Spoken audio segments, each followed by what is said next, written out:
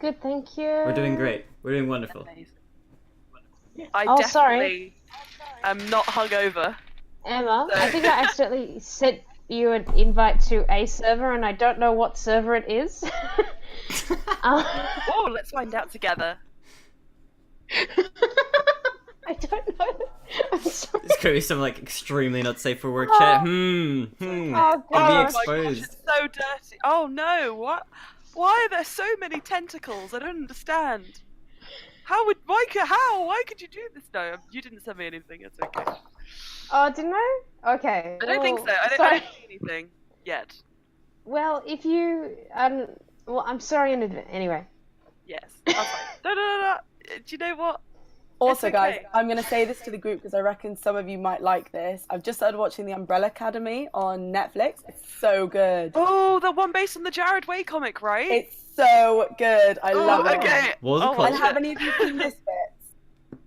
I've seen a bit of it, and I Okay, so reckon Nathan, the guy that plays Nathan is in it. It's just really good. It's a little bit, it's like kind of like dark comedy, but like really, Love that. I really like it. So I'm here for that. I know Emma will definitely like it. And then, oh god, the echo is driving me insane. I'm gonna leave. It might be me. I don't hear any. Okay. No, it's okay. I mean, I don't hear one, so it's probably your end. I don't. Yeah. Yeah, I don't hear an echo either. No, I can hear it. It's so awful. Right, I'll leave and come back. That was just all the turns that you were coming Aylin, by the way, I read the last chapter of your Hello? Astra and Verinia thing, and it's just very good. And Wait, Bluey what? was there, and I was very happy. What was that? Oh, I added a Um, follow to the Astra Infernia chapters, and like Bluey was in it. Just very Oh, briefly. I just love. Okay, I love all of your characters, but just Bluey with the perfect timing always, with your little comments about like just everything that's going on, gives me so much actual joy. And then everyone jumping in front of Brian, the actual beefiest tank of us all, is great. Just little things like that which make this group so amazing. Anyway, Oh, man. do we want to do a roll for recap? For Might as someone, well. someone. You know, every time I start recording the session, I'm like petrified that I'm accidentally going to press the start streaming button instead of the start recording button because they're right next to each other. Dream boys. Highest number this time because I rolled a natural 20, and I'm gonna get a pen whilst you roll. 11. 16. Oh, nice. Okay. Get it out early, I guess. Ooh. A 10 for me. 16. Je suis là. Okay. Who rolled the highest? What did you roll? 16. No, I'm asking Lily what you rolled. Oh, you- Lily. one. One as well? Oh, you're You muted. won? Hannah. Are you Yeah. muted? Hello? We can't hear you. It doesn't. Brian, no! He's lost his voice! Okay. Hello? No, we No. can't No. hear you. I He can needs see to your come back lips and though. Remind us that sometimes. Yeah. I could read that. We could read Yeah, that. I know, right? I was like, what? I can hear what she's saying, but I can't hear it. That's crazy. What a weird world. Oh. Because my microphone sometimes does that. Oh, I was supposed to send Lily this. Okay, I'll do it later. There's this YouTube video of Katie Price and Peter Andre singing A Whole Welcome New World back. without auto-tune. Oh god, that must be terrible. Is it working now? Yes! Yes, I can hello. hear you. Hello. Right, Cool. Lily, I was supposed to send you a YouTube video of Katie Price and Peter Andre singing A Whole New World without auto-tune. Oh, no. But I forgot. It's real good. Alright, I'll check it out Oh my later. god, are we gonna get another Anna recap? And this time it'll be recorded. My favorite. Yes. Oh, yeah. Yes. Oh yes. Okay, go for it. Did we last play on the 10th? Okay. Alright. Brian has a boat, somehow. And also we have rope and flying carpet. And we created this very elaborate travel system. And we had to add on Yimik after a while, because we kind of forgot. No, we had to... Was it Yimik? Yeah, we forgot Yes. Yimik. We forgot he Yes. was there. We I forgot Yimik was there. Yeet, mate. Wait, no, was this last game? Yeet. Yes, it was. That was it. Oh, okay, yes, okay. Descending to Jaral from Astra, being like, how do we get Ender back? And same as last time, it was like, trying to make a deal, are you? Is it just between us? Are you looking to make an arrangement? Just keep leading us where, and then cut off, and and then to Nestre, evil Aunt Drow, do you know me? And then Astra's real name, and I was very bad with the rope, holding onto the rope that was tied to the boat. People kept on noticing like really pretty, shiny green stuff in the water. It took us 3 hours to get to this bank that Brian had sort of like. It's exactly what it looks like. Yeah, and then on one thing, one check, what's it called? Check, yes. Perception. Those ones. Perception Yes. check. Perception. Yeah. Nami, the giant sea gal, came out of the water with the cool hair. She was and inspired by all the waifus I'd been seeing in all the anime I've been watching, and I thought I should just bring her in. I just thought I should put that out there. Sorry, go on. very good. We were somehow, I can't remember how, we were informed that like if we went one certain way after we found out where we were, it would take like 17 days, and like have limited options. Made a teleportation circle. I don't know what I said there. No, it's right. It's right. Saraza, like the whole trip was like seething, and it's like, tell me it wasn't true. You fell for a freebie. Like what the hell? Yeah, and like spoke of his job to like protect Neff, take her from the temple, take her home. And Neff had lived in the Temple of Abundance for 17 years. We also like to never let anyone take Neff's ring or necklace off. Very important. Karul has an hourglass like Cass's, and the warlock patron was a demon called Val.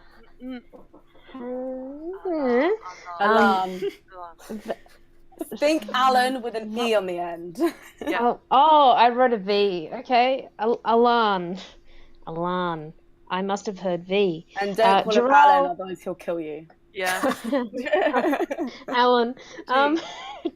Jaral was probably wanting to follow us to Neff's home or family, not sure. And we arrive through the teleportation circle at the Masai Ice Palace. Saloon is a kind person and ushers us to Brian's bedroom. I get in a snuggie. Get in a snuggie. I know Nev got naked. Oh my god, I forgot. Oh, about God. What did other people do? Cass is asleep on a pentagram in another room. Yep. Okay, right. Yes, and I think Brian was about to try and sort of like Talk it out with the make rents. his rents, yeah. Yeah. And be like, yeah, hello. So yeah. I live Amazing. for these recaps. I want I to really petition do. for Bluey to do them from now on. I think so as well. I think, Anna, you do it so good every time. As long as I'm on the ball, like writing things down and not falling asleep. Yeah. Oh, I'm so sorry. I also Oh, found what out is that my notes say Karul and Hourglass have Kaz, and then there's like a little arrow showing that I put the words in the wrong order. So, That's good. Can anyone else see this like beam of light? yes. I can see it. Yeah. Yeah, I don't. It's very don't know what it heavenly. is. It's Ellen. Maybe it's. I don't. Ellen. It's like when I move my laptop, It's like It's not. It bends a little bit. it's your That's overhead real light. Is it- weird. But like, it's just a bit odd. It's just odd. Supernatural, mate. That it is. Yeah. But then when I like did that, it kind of like when I wave my hand across the camera bit. Wait, it moves. I think I have an idea. You know where your camera is? Just scrape your hand across the top of your laptop. What? Yeah. Right. Wait, what? That's really weird. Freaky. Sorry. I don't like it. Side Yeah. note. But... No, And also, if it is heavenly, it's like not a lot of heaven. So It's a tiny you bit only get heaven. that much. it's like yeah. You're For a little now- piece of heaven. Huh? Given our deeds, that's how much heaven we deserve at this point. Yeah. Makes By the end of the thing, it might have got better or worse. Makes narrative sense. All right, so we left off with all of you asleep. We're gonna finish this day because everyone needs a rest before we do all the stuff that people have told me they want to do. We all except- leveled up. Yes, you all, yes. So, All Star, you said you wanted to do one thing before you went and chatted up with your friends. Oh yeah, that was another thing. I wanted to send take Shu out and send Okay. Shu to go sleep with Loran. I'll add the picture Okay. I sent you. That's very fine. Shu comes out and it hums a little happy tune at being somewhere she recognizes. Sorry, I can't. It's morning, and goes to Loran. So, Sorry, you- my doorbell just went. I'll be right back. That's fine. Everyone else, you're having some great dreams. It's Loran here. What did you just say into Loran my is- room? No. All of you awake just briefly as you listen to like the clopping, like loud footsteps of a giant sphinx come in.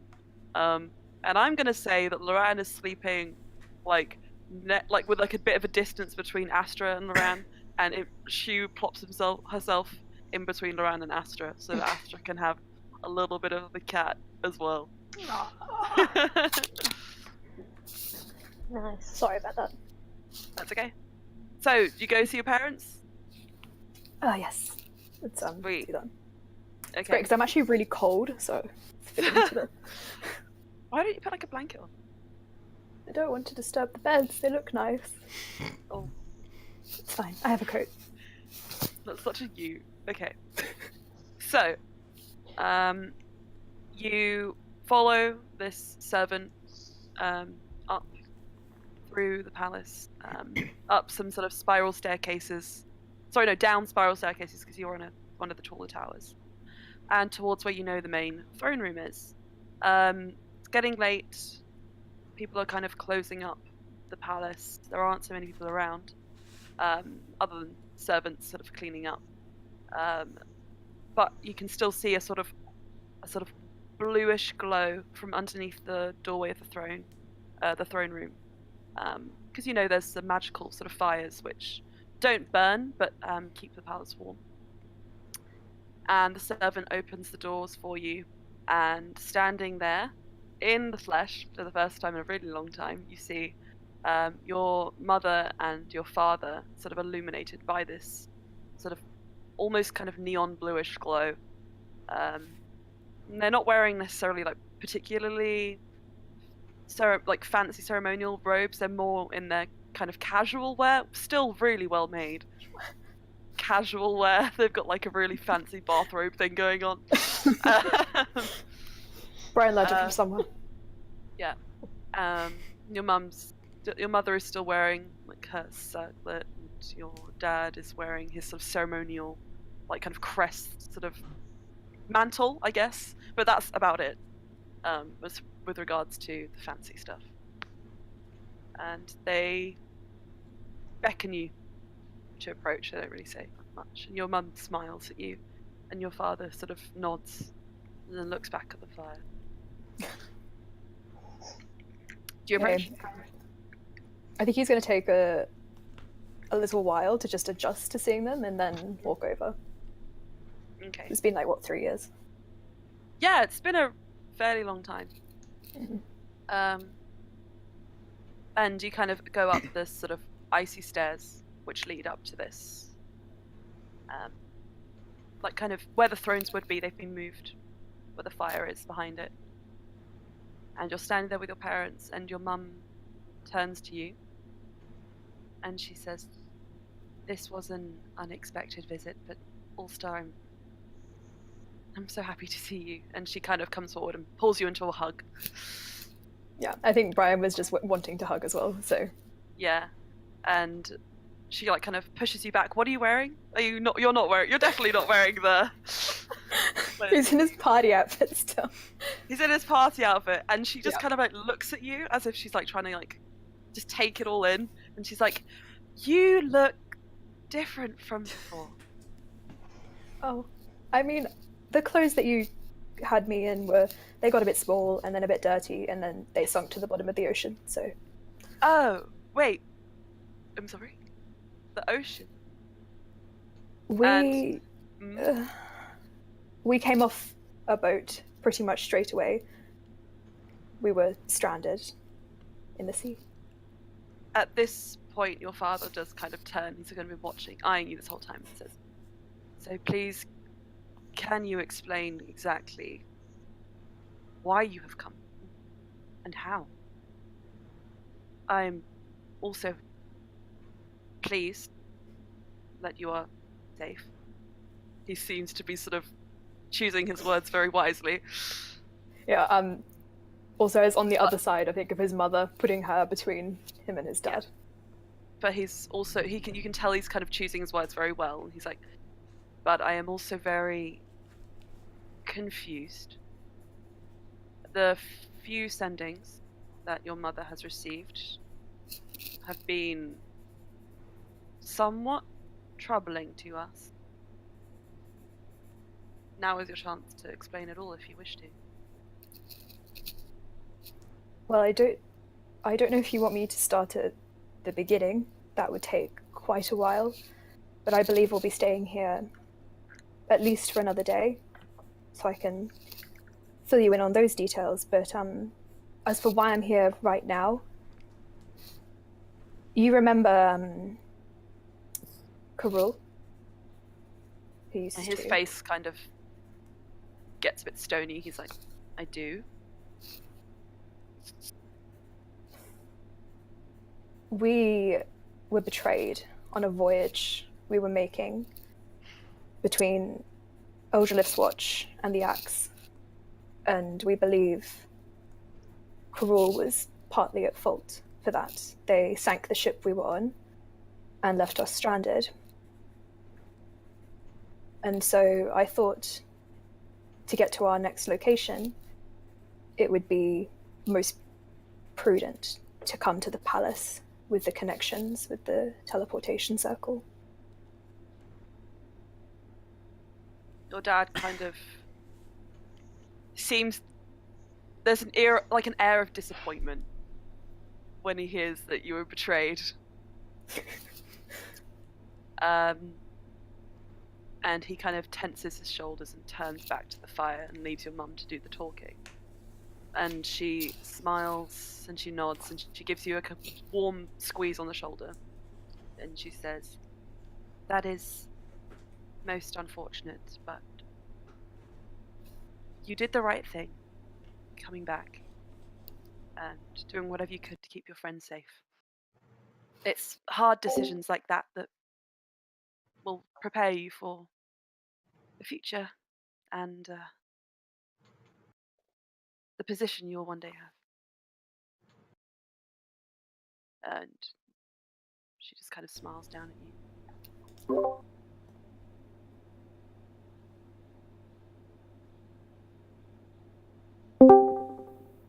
Whoa. Suppose talking about that sort of thing, but at some point I would like to know if you had any files or details about Karul. I knew someone for 10 years, but I don't have any details that I can prove as true, and I feel that that's what I can offer to my friends to keep them safe, if you have any knowledge of who he was. I'm sure we can find something in the archives. I'll have I'll have someone fetch those this evening and bring them to you tomorrow. Thank you. And I will introduce my friends to you in the morning.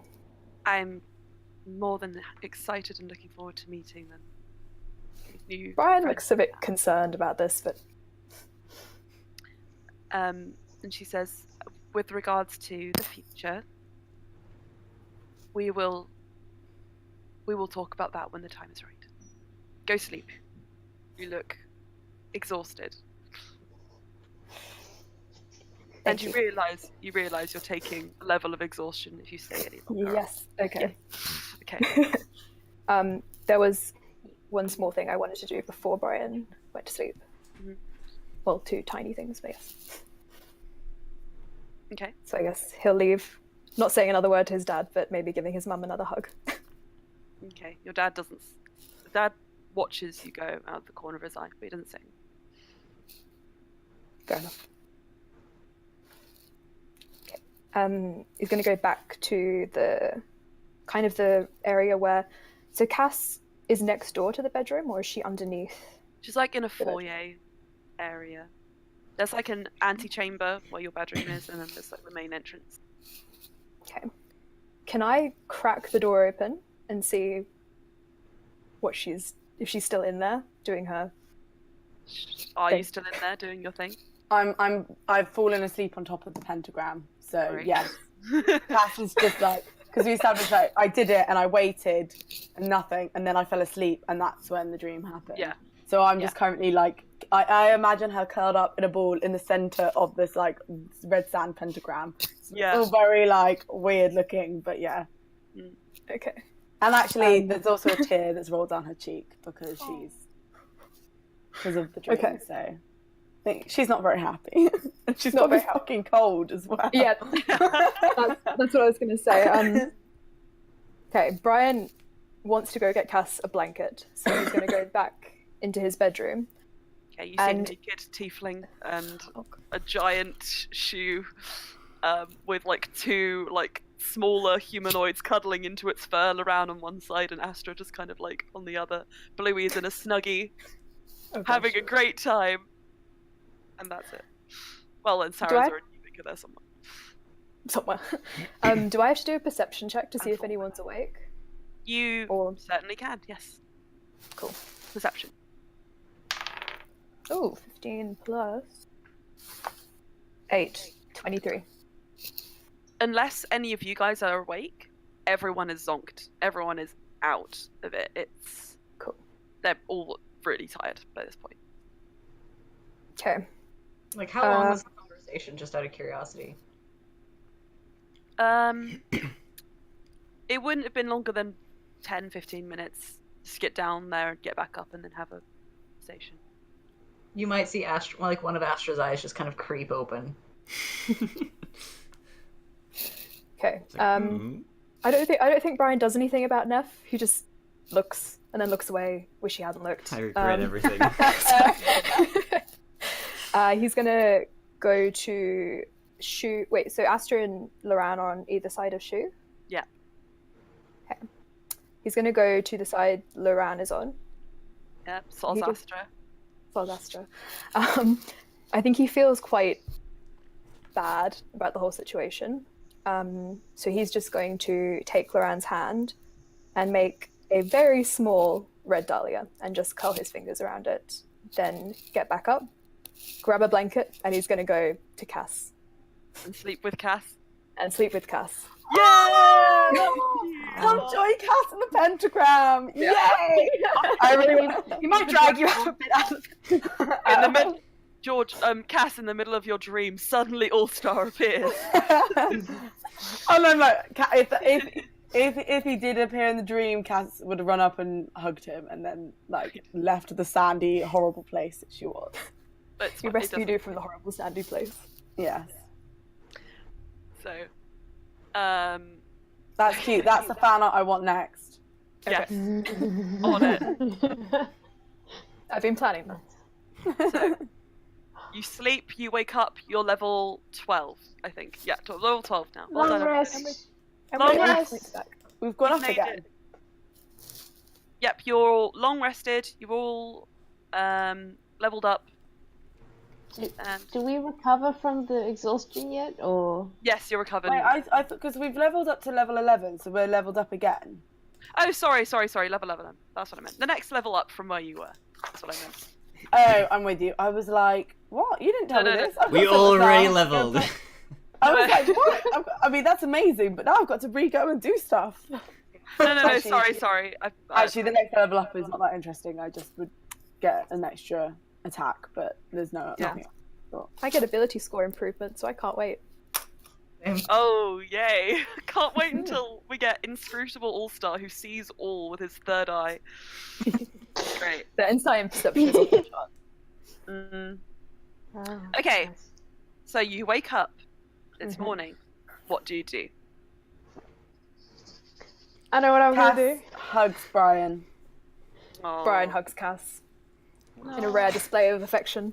And Cass makes a lot of flowers, and then she's really sad, so she's just gonna hug Brian.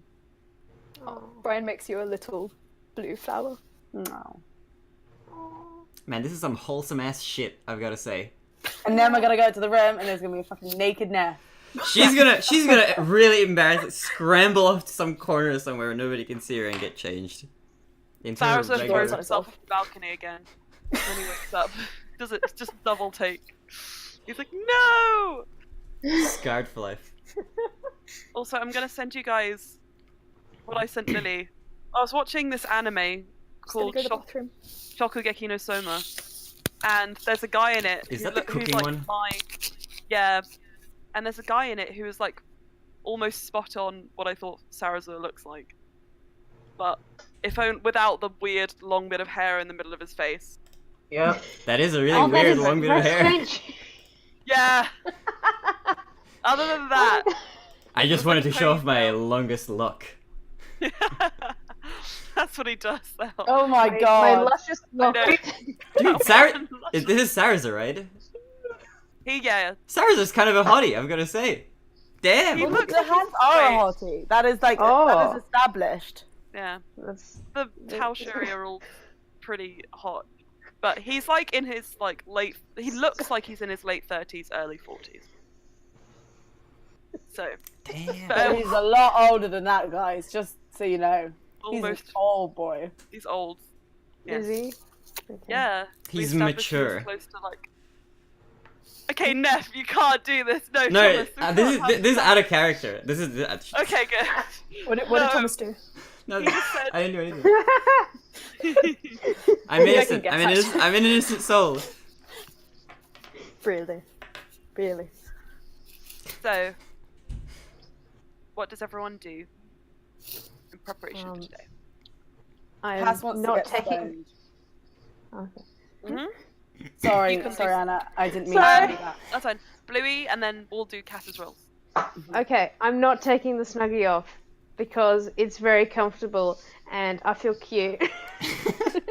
Yeah. Brian might So need you're to gonna talk meet to the your king and breakfast. queen wearing a snuggie. Okay. I'm into it. I like it a lot. Right. So then Cass. Before want she to goes get stoned, she makes Brian a flower crown. Cute. Brian puts it on. And she's like, "You're already a king in my eyes," and it's all really disgusting and sweet. And then she goes to get stoned. It's sickening, guys. It's like vomit inducing that level of Ran- sweetness. This is the other real room, ship. In the other room, for a reason he can't explain, Loran just throws up in his mouth a little bit. Sorry, Loran. Brian's Okay. heart's taken. Oof. Cass, do you want to do? You probably have time to like do like 2 or 3. Okay, I think rolls.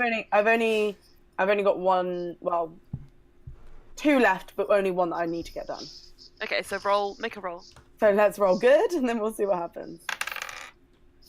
18. 18, that's good. So within about 15 minutes, but you are trying to conceal it. You managed to get the basic shape for one of the stones. Ah. 15. 15, again, you can get a basic kind of like carving out, getting the details in there, but it takes another 15 minutes. So you've been doing it for half an hour. So like, Yeah, let's Pause see for a what second. everyone else is doing. and so 30 minutes in this like kind of first like half hour or so as you wake up. Bluey's keeping on the Snuggie. Neff, Astra, what are you doing? Can I get a status update on Thulmir? Yes. So, And Yemek, Fulmir, where's Yemek?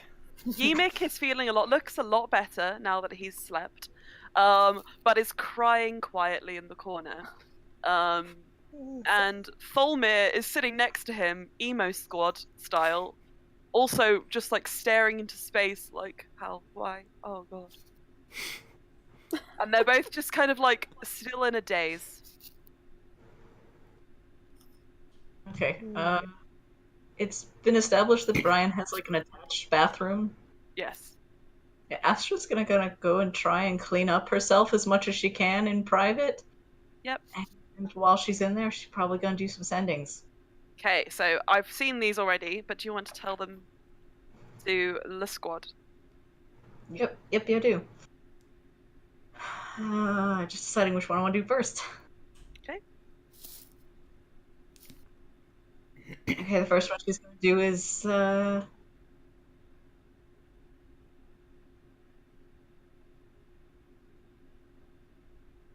first one she's gonna do is Verinia. Verinia. Yeah. Sweet. She deserves to hear it straight from me anyway. Okay. So do you want to say it, or do you want to? Yeah, I'll go ahead and say it out loud. Okay. Things are bad. I'm scared. I fear that I don't know if I just need you to know that I love you and always will. Okay. And a second later, you hear, wait, what? What's happened? Are you okay? Are you alive? I love you. Astra, I don't know if I have... Fuck, I forgot! And then... I'll wait to see it. Okay.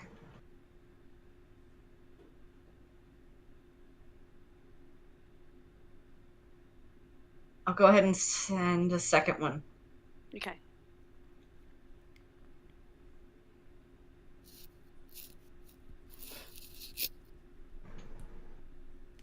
I'm alive. I just need to know that you stay safe.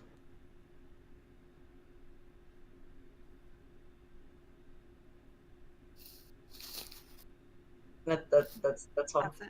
That's it.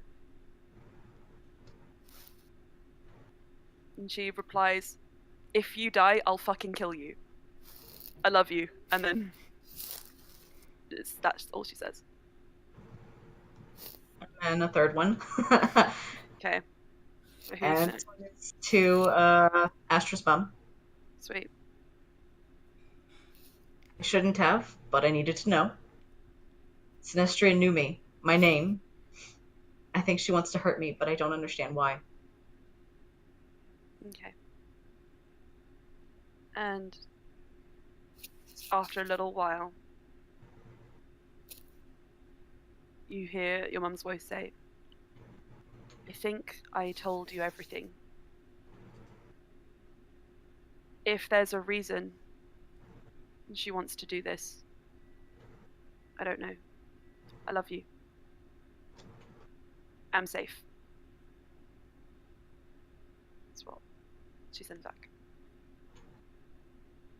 Cool. Then Astra just walks out of the bathroom like nothing has happened. Sweet! Looking super... Blasé about it. Yeah. maybe a little tired. Okay. Yeah, whilst you're all rested, you guys still do have like bags under your eyes, like kind of, you know how when after you've been up a long time, yeah. So. Cass casts disguise self and looks like flawlessly impeccable. Great. As if, Make a good impression. but she's gonna do that just as they're leaving the room. That's okay. Just 'cause You have I an know hour. any last- yeah. So it's gonna be really funny if she has still at breakfast and it just Are like you drops off. Are you using Mask of Many Faces to do this? Yes. It doesn't fade. I was looking at this the other day. Doesn't it? No, I was like, hang on. Oh, 'cause I sweet. had So it that Wait, means what? I've technically had glittery skin this the whole entire time. time. Hang on, The let me spy find thing. it. Where is it? Oh, Okay. that's cool. Mask of Many Faces. You can cast Disguise Self at will without expending a cell slot, which means it'll fade for like a split second, but then you could just cast it again because it's at will. Cool. Then Cass Yeah. basically always. She's actually clean, and she has like all of her stuff is like as clean as it can be, but she looks like her best self Yeah, she looks like the at all she times. wants to be. The she wants to be. Yes. Okay. Neff. Okay, where can I run to change? Into the walk-in wardrobe. I don't know if I have permission to enter the walking wardrobe though. Where? What? Who? What? You guys, All Stars just entered the room, so you can ask. I'm just like, I have like my dress. You know how like you go to a clothing store and you like pin it up I against. know Yeah, exactly she's doing what that. you're doing. I don't think he looks like he wants to go near you. He's just like, Brian, could I go somewhere to change? he's like, stop. Yes. He points you in the direction of the wardrobe, just trying very hard not to look at you at all. She just like nods and like runs off and gets changed. Also, while she's in there, Yeah. in the closet Oh, getting changed, wow. she's about to come out of the closet. Well, Now, she is. Hey. You said she has bags under her eyes, right? Yeah. Hey. Can I You got them cast? bags. I don't know how to pronounce it. Is it thaumaturgy? Yeah. Well, it says I can alter the appearance of my eyes. Are eye bags Oh. part of that? Yeah. Sure. You can make it look a bit more like Aegyo Sal if you want to. Alright. In that case, you might be able to hear like a muffled thaumaturgy from inside the closet. Forgot to say all your spells out loud. Sweet. Okay, so And all she of a pops sudden, out, and that's it. Neff Is she returns. dressed? Yes. Looking dressed, I'm assuming. And She's not proud looking of that. With brighter eyes. Okay, She's But not proud of darker being soul. dressed. Or... for sure. Brighter eyes but a darker soul. She's not proud of Louis, me you're wearing because your she's a snuggie. nudist. Louis, you're wearing your snuggies. Anything else you want to do?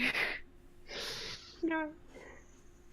Sorry, the Call of Cthulhu game, I played a character and like one of the traits I rolled was just like nudist. Oh my gosh. So, It's a trait you can roll? Holy crap. well, like it was like one like good thing, one like or Terrible one thing. mania or Yeah. something or whatever. Yeah, like One that. morally ambiguous trait. One chaotic trait. Yeah, I don't know. Sorry. No, Neff is very In traditional. my snuggie, Supposedly. I try and like keep Suppose. my tail in, I guess. Yeah. I want to be warm. Okay, you kind of Um, wrap it around yourself a little bit and get a little bit warmer. Mhm. Sweet. Okay. So, anyone else got anything they want to do before we continue? Are we going to straight to breakfast? Yup. Yeah. Before that, Well, I was just gonna say, Brian, is there anything we need to know about etiquette that won't get us thrown out of the Ice Palace? Because we're a yes, very etiquette. instant, as people have pointed out so many times. I think Brian's just looking between every single one of you, just like who's the most problematic, and he can't Yeah. quite seem to decide. It's just like he looks at Astrid, he's like, I think you'll be fine. Cass, I'll be on my best behaviour. And Okay. her fingers are crossed behind her back. Oh my god.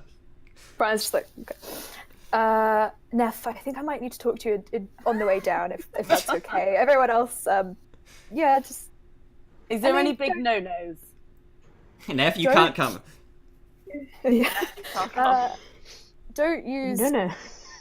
fire. Fire's not good here. Just don't talk too much, I guess. I mean, I don't really know what offends my father. Everything seems to offend him. So just do your best. I don't think even I'll pass. So see what happens. But Neff, I do want to talk to you on the way down. Yes, sir. Okay, Okay, I guess we're filing out. Okay. As you guys make your way down, passive perception. Who's got like above a 12? I have 18. Oh, I have a 16. I have a 13. Okay. I've got 15. 15. Okay, all of you notice, and surprisingly Astra as well, Yeah. that as you're walking down, Sarazar actually seems to know where he's going. And is sort of like making his way through towards, staying behind you, All-Star, but has made his way through towards the front of the group. Loran is just looking around like, what the fuck is going on? Mad. Oh, I probably should have talked to Loran too. He forgot about Loran in the case of nakedness, so... Sure. Sorry. Loran has changed clothes. Not to anything warmer, but surprisingly to some, like, less clothing, like thinner layers. And you assume... Well, Stop that. you assume you can make an intelligence check, and if you want to, anyone who's actually curious. Yeah. Okay. Oh, actually. 13. It's not that great. 15. Okay. I mean, it's not a leap.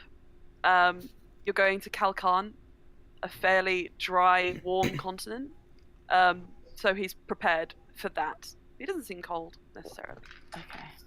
Seems a bit over-prepared when you're going for breakfast in the Ice Palace. But anyway, I'm a bit underprepared. I don't know. Reading that expression on your face, he kind of looks around and he's like, with you lot, I never know what's enough preparation. I'm ready for anything at this rate.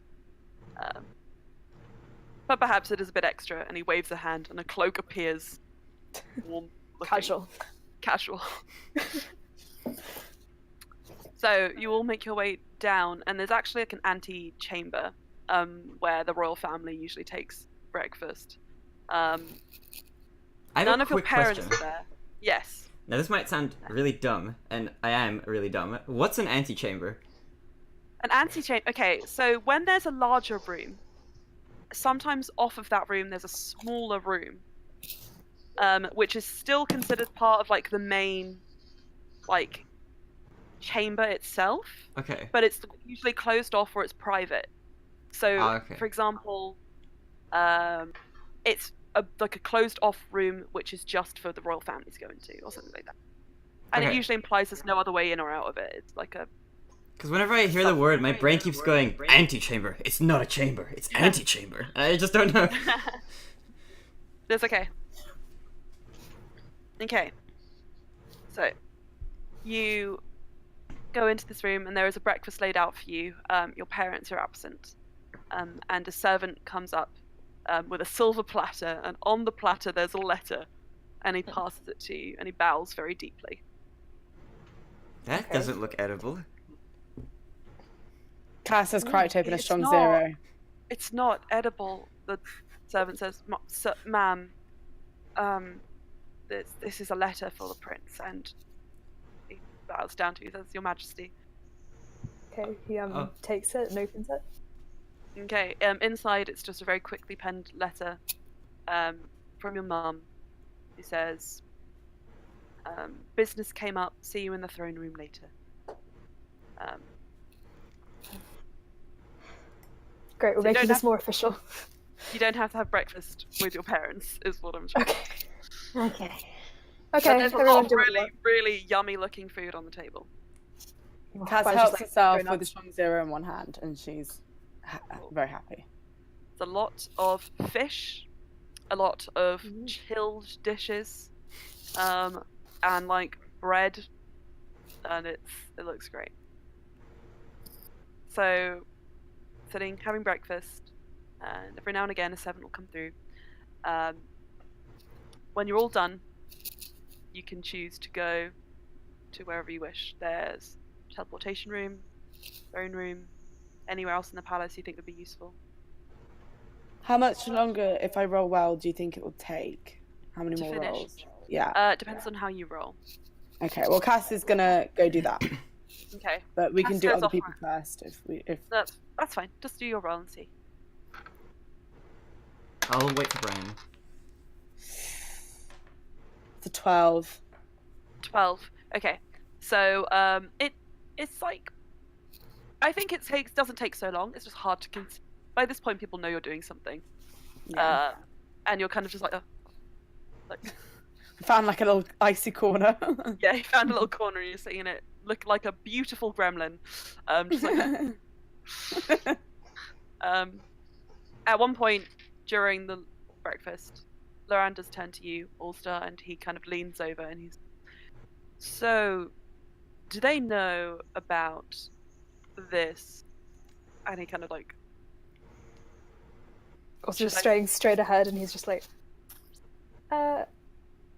you just sort of know my mother, right?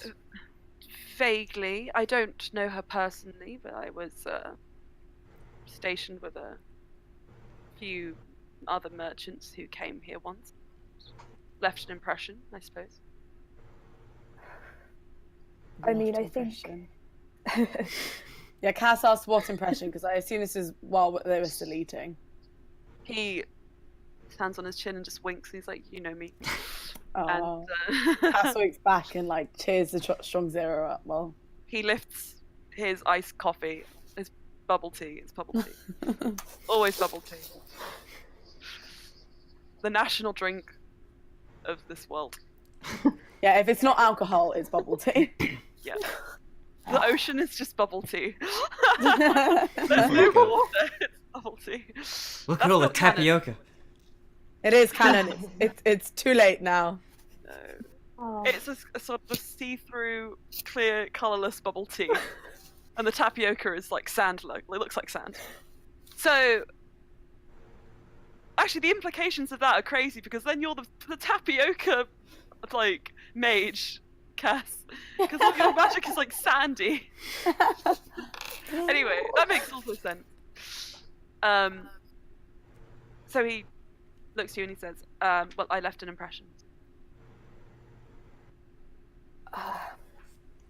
I can tell my mother, perhaps, but my father doesn't like me, but he is quite, how do you say, very protective. I don't know how he would react to any of you, to be honest. Only one way to find out. Okay. Brian's like trying to just comprehend what's going to happen, but He kind of leans in and he gives you a hug, like one arm, and he goes, Okay. squeeze. He gives you a squeeze on the shoulder, and Brian then he looks a slaps tiny you bit on the more back, confident. and then he goes back to Brian just eating like gets like bread. shoved forward by the force of the slap. Never hit and Brian. keeps eating some bread. Okay. Okay. Neff, you I said just there was wanna something. Oh, Bluey, go. shit, sorry. No, Bluey. Do it. Brian, I'm sure, like, me and my Snuggie look very non-threatening, so I hope your father will be okay. Oh, I don't think it's threatening that's the problem, but thank you. Aww. I like the Snuggie a lot, but yes. Brian doesn't know what to It's say. Like, alright, he's scared he's going to offend people. It's okay. Okay. So once you're all, Neff, did you want to do something? I think Brian wanted to talk to Neff. Oh, yeah. That's yeah. So she's just ordering extra rolls. She's eating nothing but rolls for the entire breakfast, to be honest. Sweet. Okay, Brian will go sit next to me. That visual. Oh, Sorry. God. Oh. I think Brian is very like tight next to Neff, just like not quite sure how to react after. She wouldn't be everything. eating like that though. That's she'd be She politely needs eating. some milk.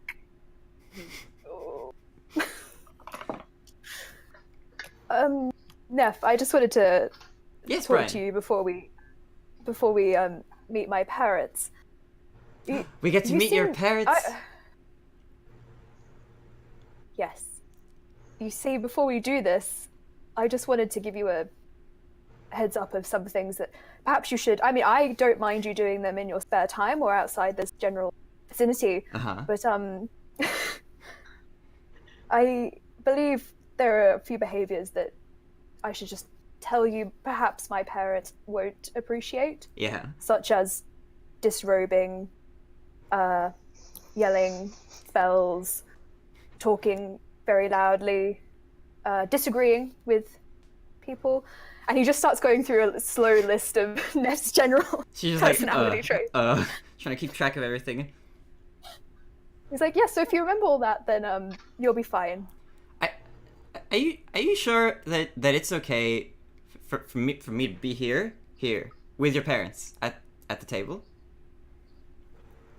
To be honest, I think you might be the least of their concerns, but Because yes. you kind of, I could be wrong, but you kind of just described me. Yes, well, my parents don't. Well, my mother will be fine. Apart from the disrobing, I don't know if she would appreciate that. Okay, But, okay, I didn't know that happened. To be fair, I woke up with a fright. I'll do my best. Yes. Okay, I believe in you, Neff. I mean, I'm going to try not to talk very much either, so... Sarazer on the other side of the table looks like his soul has just left his body, his human form. Maybe if you stay with Sarazer, you can support each other. Okay, I like support. Yes. Okay. Thank you, Brian. Yes. I will endeavour to support you in any way I can, Neff. Yay! She like bear hugs him before he gets to finish his sentence. Oh my, okay. Like, oh wait. No, she just pats him on the shoulder. He pats you on the head, Brian's just like, ruffles your hair. this is an improvement. Okay. Cass, you emerge victorious from the icy villain corner. Yes. You finished. Cool. Is everyone? Did I leave early for breakfast? Are people still sat at the table, or have people moved off? That's up to you guys. Guys, Fulvia and Nemik are just kind of like weirdly, like kind of systematically putting food in their mouths. Yeah, I think Cass came, cracked open a strong zero, was there for a little bit of it, took some food, and then disappeared off. But Okay. did everyone stay after she did that, or have people gone different ways? I'm gonna say Speak. yes. Yeah. They are still at the table. Yeah, I'd Okay. want to stay with Brian. Okay. So I sit down and I go, right, so it's kind of awkward because I look to Tholmir, Ymik, Loran and Sarazer and I go, unfortunately, got nothing for you guys, but didn't really realise that this was going to be where we were, where I had done everything. But when we were, a while ago, when we went all shopping and everything, I got some stones because I wanted to do carvings for all of you in the party.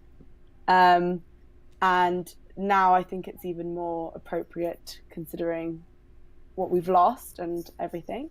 I will send you, so everyone's got different stones and they've got different carvings. So I hand Brian his first. And Brian, I've made you a flower and it's out of white spirit quartz. And on one of the petals, it's got a symbol of protection, which is like the Celtic knot. And so I'm like, it's okay, out of game terms, it doesn't actually have any magical properties that will protect you, but it's like the thought that Brian's incredibly touched. And I think we now could do with this protection more than ever. Turn to Astra, and I've made Astra a wolf out of fluorite. And because I know that the wolf was a symbol of fear, but then you felt comforted by it after listening to your chat with your mum. And so, yeah, and then there's, again, the symbol of protection on one of the wolf sides. I turn to Bluey, and I hand Bluey a little dragon, and it's made out of lapis lazuli. And again, little symbol of protection on one of the wings.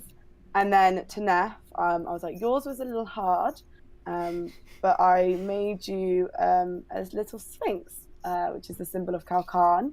Hopefully it will help you. And then again, there's a little symbol of protection on one of the sides. As Neff is looking at it, she's thinking, of course it's hard, it's rock. But she doesn't say anything. I will send you all. I picked the stones are because of like your magic / your colours and stuff like that. So Bluey, because yours is because that's what you look like, and you'll see when I send them over. Aww. But yeah, So sweet. This is such a cute game. This is the cutest game. yeah. Cass has got very sappy. Yeah. Okay, so this is the symbol that's on the sides of them. This is Bluey stone. Ooh. I have a necklace with that. I love that stone. It's really nice. Oh Ooh. shit, that's really cool. That's really nice. This is Astra's. Oh wow. Oh, wow. That's so cool. This is Neff's. Sweet. Yeah. Ooh. yeah. Oh shit, that's so cool. And there's 3 pictures of Brian's, because you had to like see it in the different angles, otherwise it's a bit you can't quite see what it looks like. Oh shit. Oh, okay. I didn't see the images properly. Okay. Ooh. That's cool. That's mad cool. Man, Oh, that cool. rocks. Hey. Stop it, please.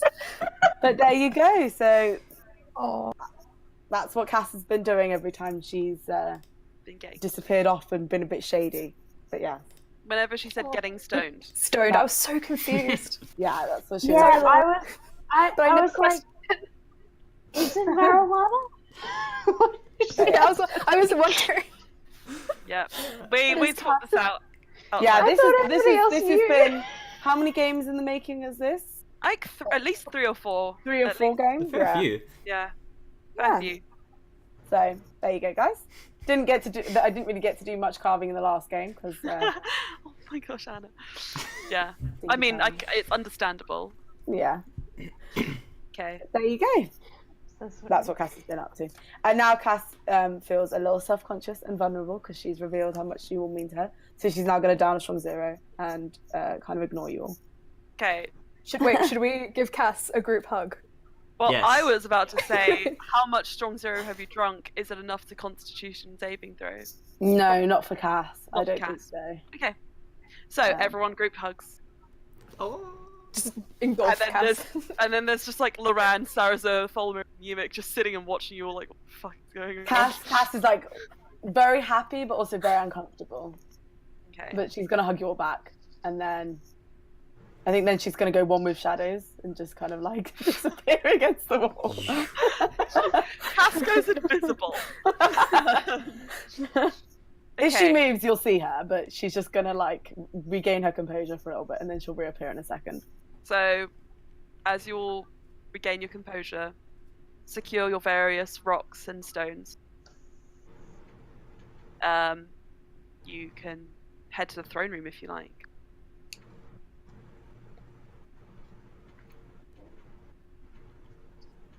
Okay.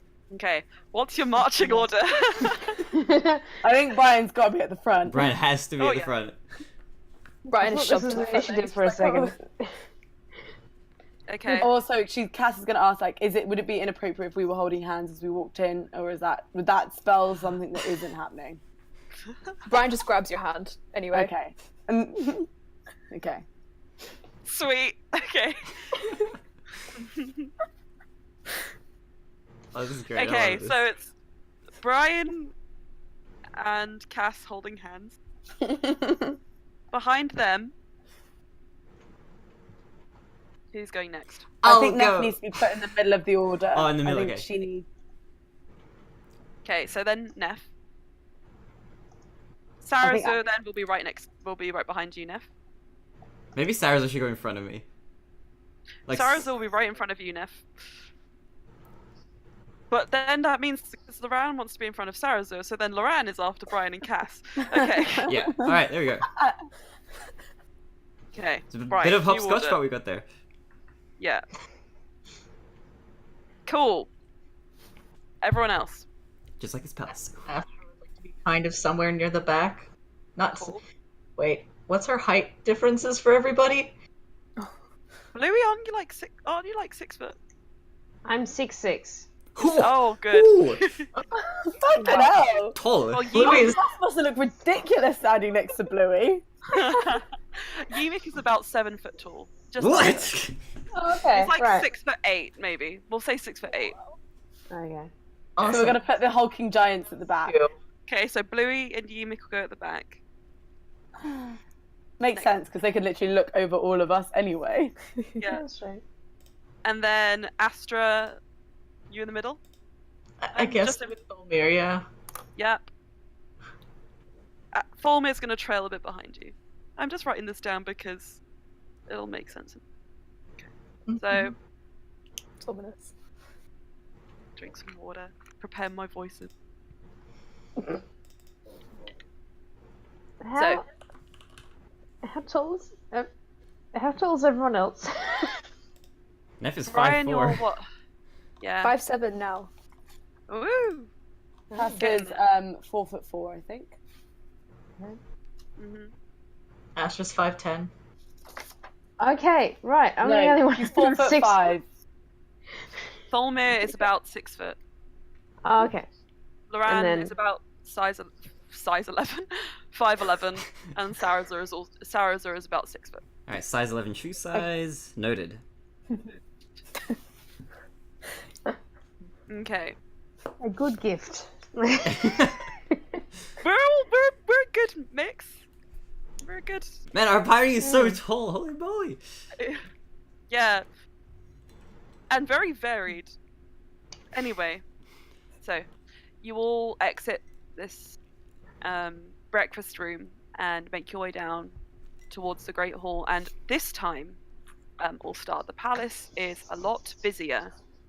And it does not escape your attention that as you walk through, everyone stops and looks at all of you with like wide eyes, and you see courtiers and you see even the servants and visiting dignitaries, whoever they may be, all stop and kind of like whisper to each other and like lean in and like look over at you. Oh dear. Oh, I was like, I really want to post something. I have like the perfect picture for this. Yeah. Brian's As you bright all- red. Very Yeah. self-conscious. as you make your way through, there is the throne room appears before you. The doors are open, and there is. Gosh, what the heck? What? Jazz music stops. Oh wait, I know what you mean. Like the music slowly seems to stop, and everyone's like, This expression. I don't know what art piece this is from, but I love it. okay. So, the throne room is there, and there are like kind of a gathering of people at the front waiting, it appears, for their turn to be called forward to have their issues addressed by the king and the queen. And you're at the back of this gathering. How do you make yourself known? Shall I like raise my hand and be like, "Hello?"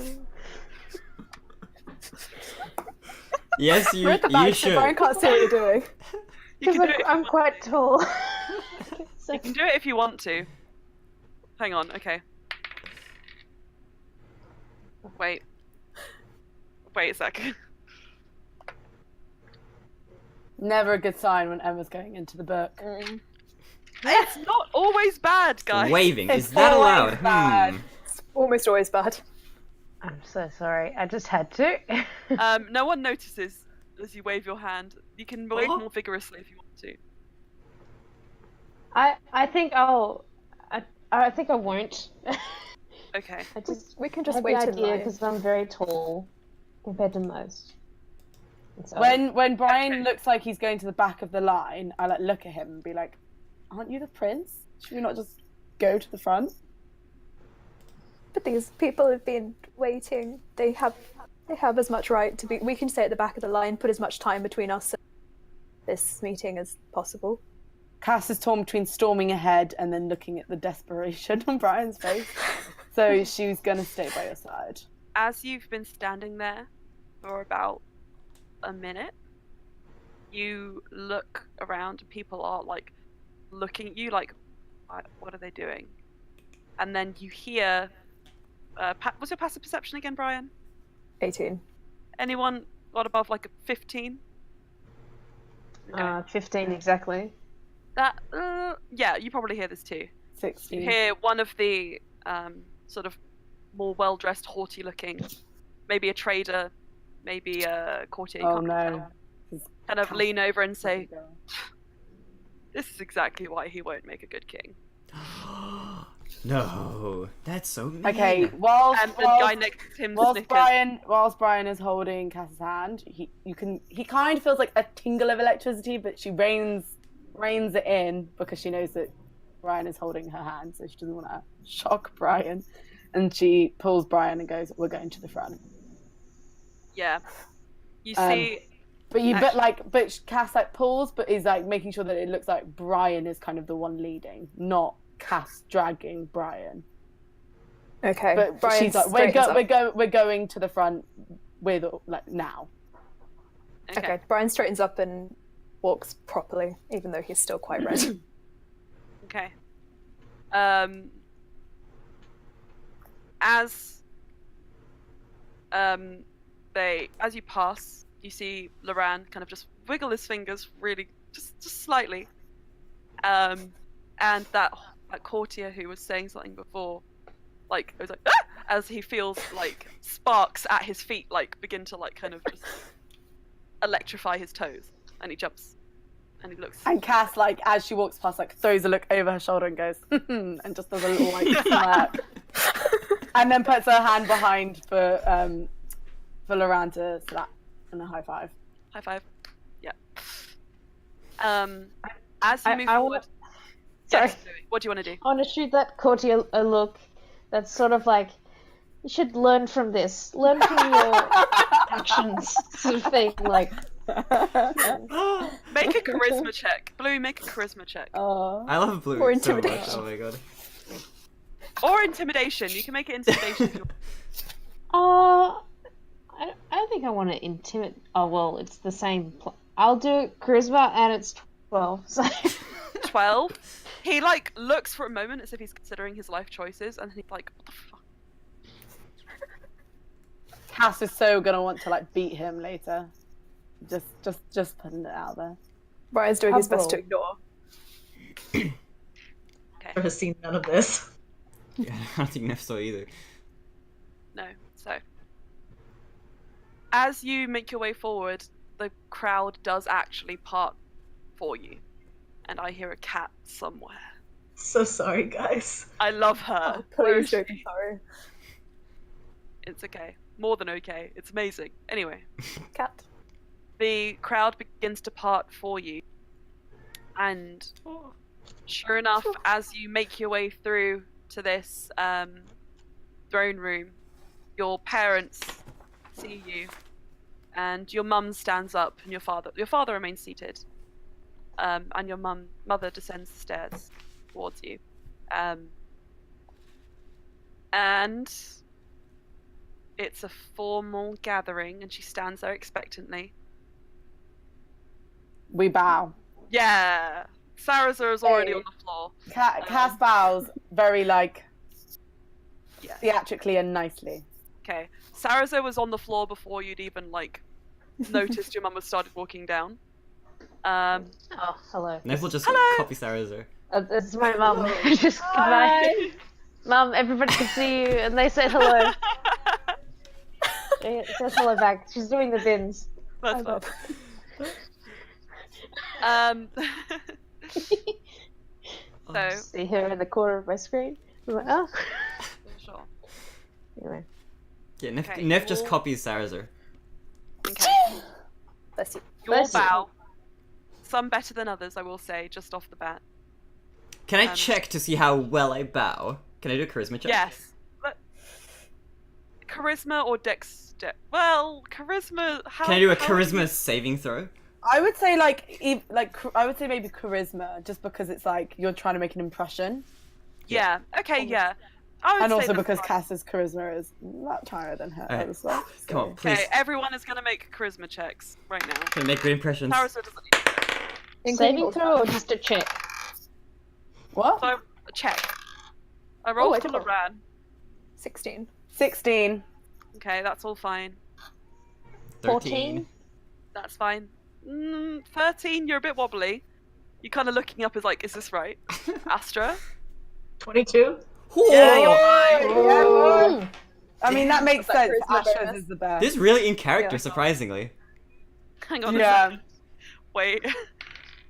Okay, that's fine. Thormir's okay. He, like, just kind of drops down and doesn't really draw much attention to himself. So Loran and Yumik, Loran kind of, as, like, no. you're all dropping down, he's kind of like, wait, what are we doing? Oh, right, I get it. And, like, just, like, 30 seconds later than everyone, like, 10 seconds later than everyone else is, like, very, like, do you know how Johnny Depp... Yes. Oh, God. Exactly like that, and he comes back up like, wow, this is great. Good start, Loran. Yemik falls over, because he got a natural one. Yeet. And there's like a slam on the ground as he's like, oh. He really yeeted himself with that one. Who would be closest to Yimik? Because if You, I'm closest, Bluey. I'd like to help. You, Bluey. I'd like to help Yimik up. You help him Yimik. up. We're a You weird help him up. group. Yeah, you're so weird. You're not just realizing this. We are the disappointment crew. Yeah, No, we're the assisters. it fits the server really well though. When there's disappointment to be had, we assist that disappointment. Hell yeah. I like So- yeah, I like that. We're the assisters. We're never like just doing shit by ourselves. We just have to assist others. Yeah.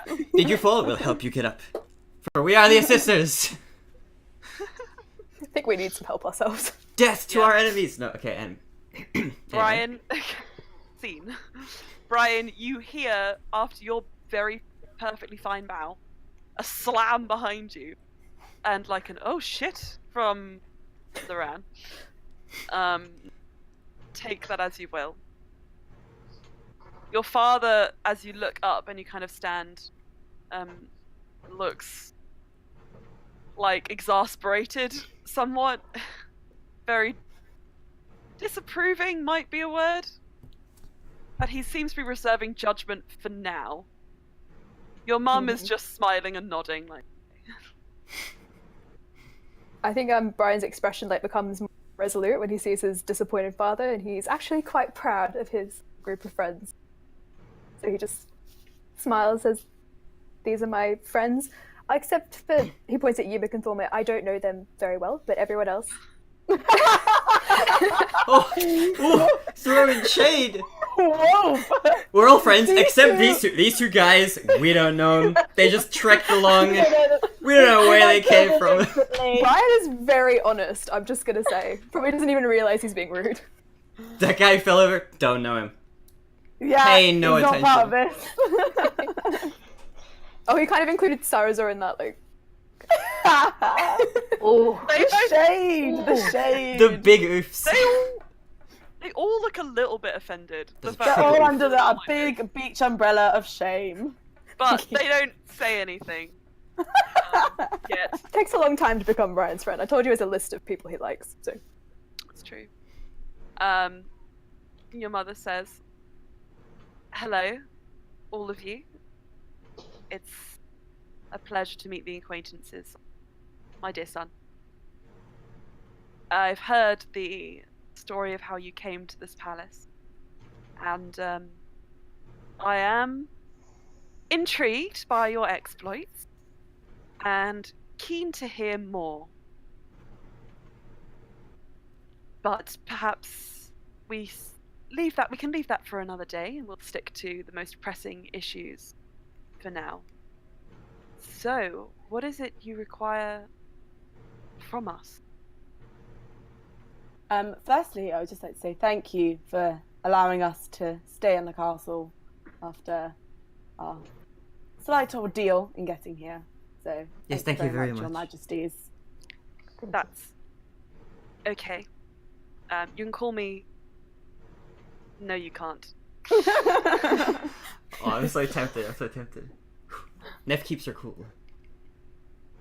She like kind of scans across the party, and as she looks like she's about to say something else, you hear the louder male voice from the throne say, "And who are each of you who have been assisting my son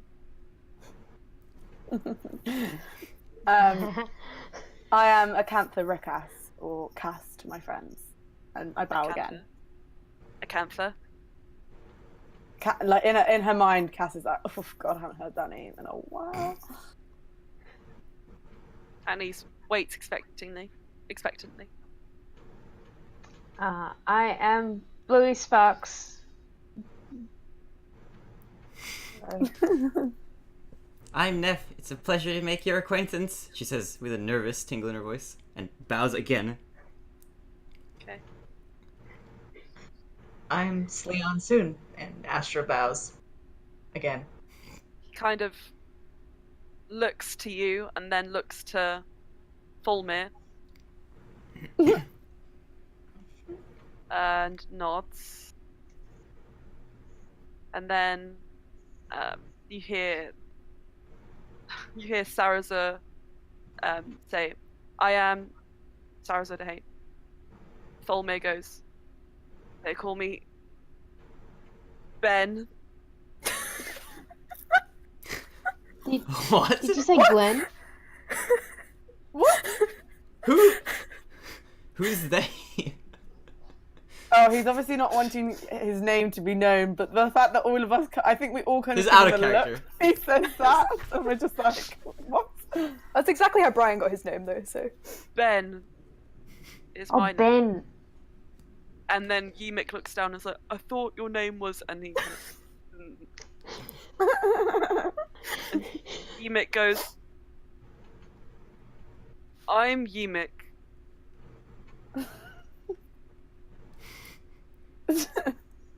And Loran says, I need no introduction. Hello, my name is Loranda Hain. Pleased to meet you both. Oh my god. I can feel the heat radiating from Brian through his hand, and I'm just like, I am like inwardly chuckling. Needs no introduction and then introduces himself. I think that's... You should have just left it at I need no introduction. I need no introduction. Just stands. Yeah. And your father's face is just a mask of disapproval. Wait, did Loran say that, or is it just narration? He said that. No, he said that. IRL. Wait, what? Wait, what? He said that IRL is what I said. Loran said, and your father's face is a mask of disapproval. No. Wait, that's what I was asking about. Oh, no, Oh. that was narration. Well, that's what I was... Oh, okay. What is happening? No. I'm sorry. What are you doing? I'm too similar to Bluey. Thing is, the rest of the party aren't quite used to like the weird Georgianness because it's more contained over Skype. In person, it gets very weird. Okay. It's true. It's really true. It's great though. Thomas has experienced a little bit of it, but not properly. A little bit. I've had like a taste test. Mm. Haven't met Nightmare George yet. Yeah. Oh, best George. So, I the met her worst- just the other evening. Oh my god, no! At like 1 my a.m. God. and 3 a.m. I won't tell the whole story. 1 a.m. and 3 a.m. I got calls from a frantic George. Wow. And it Yeah. was wonderful. I still don't know why you picked up, but yes, that was It was fun. Because of content. Yeah. I was covered in piss. Not my own, and that makes it worse. Wait, what? Yes. So, yeah. Yeah. Oh, Fun times. R.I.P. Yeah. That's It just what was- happens if a girl who wears a jumpsuit uses the men's toilet. Yeah. Men are Oh. gross. Just putting it out there. They're disgusting. It's all good. Let's move back into the party. I'm sorry I brought it up. I'm sorry I brought it up. No, it's fine. I think it's fairly like just in keeping with. With Cass in general. Yeah, I feel like Cass wouldn't even make that mistake. Like No. that's just Georgia. For sure. What a fun time. I was What- very drunk. Anyway, Fun. yes. Okay. So your mother kind of looking at your dad. You can't see because she's looking behind you what expressions she's making, and looks back like, okay. So what do you need from us to help you on this quest of yours, whatever it is you're doing? Is that a question to the Is that a question to the group or to Brian? In general, to the group. Last night you already posed your questions to her and your request. So this is if anyone else has anything they need or anything they think that the Ice Palace can help with.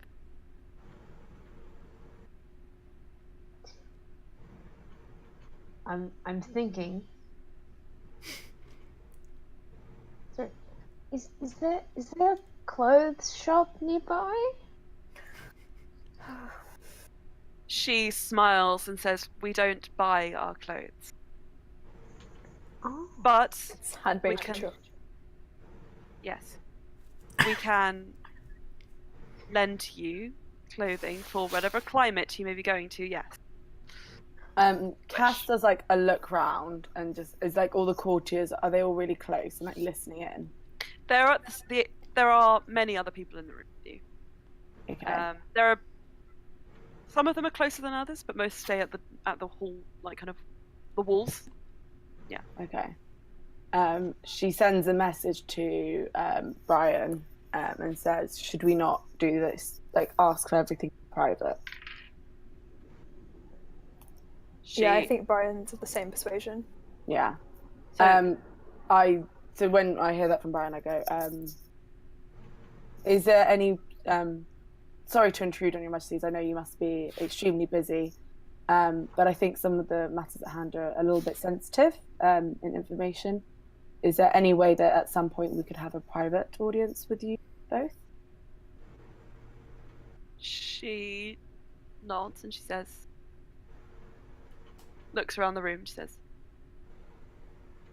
"Come with me," and begins to walk back up the stairs. And your father watches her go off into a side room and sighs and stands up as well and follows her through. Okay, And we follow. takes you Come to on, an Brian. As you leave, Brian you still hear puts Cass muttering. between him and the dad. There are mutterings from the court as you leave. So, you're entering into this sort of like darker, smaller chamber. It looks like some kind of like study room, almost. There is a single Some clerk. sort of what, sorry? Study room. Okay, With, like- right. Okay, go. What did you think I said? I think you said daddy room, and I was like, what is Ooh. going on? Some I kind was of daddy like, room. That feels real uncomfortable. No. I'm down IRL. No. The fact that Thomas / happy makes it worse.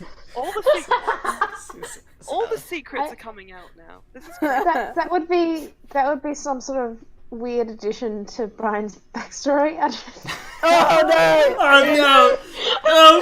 Bluey, why? It was already so bad. Why Mind did you make it erase! worse? Mind erase! Oh, Loran casts fireball and burns the palace down. I regret everything. Cass assists with her own fireball. I'm so sorry. I'm so sorry. No. Things were never the same again. A single clerk is inside, and he sees you all enter and runs away, gathering Good choice. and books as he goes. I need a water. Hold on, I'm getting a water too. I'll be right back. Yeah, I Let's might. do a loot break. Let's do a Yeah. loot break. Okay. Oh God.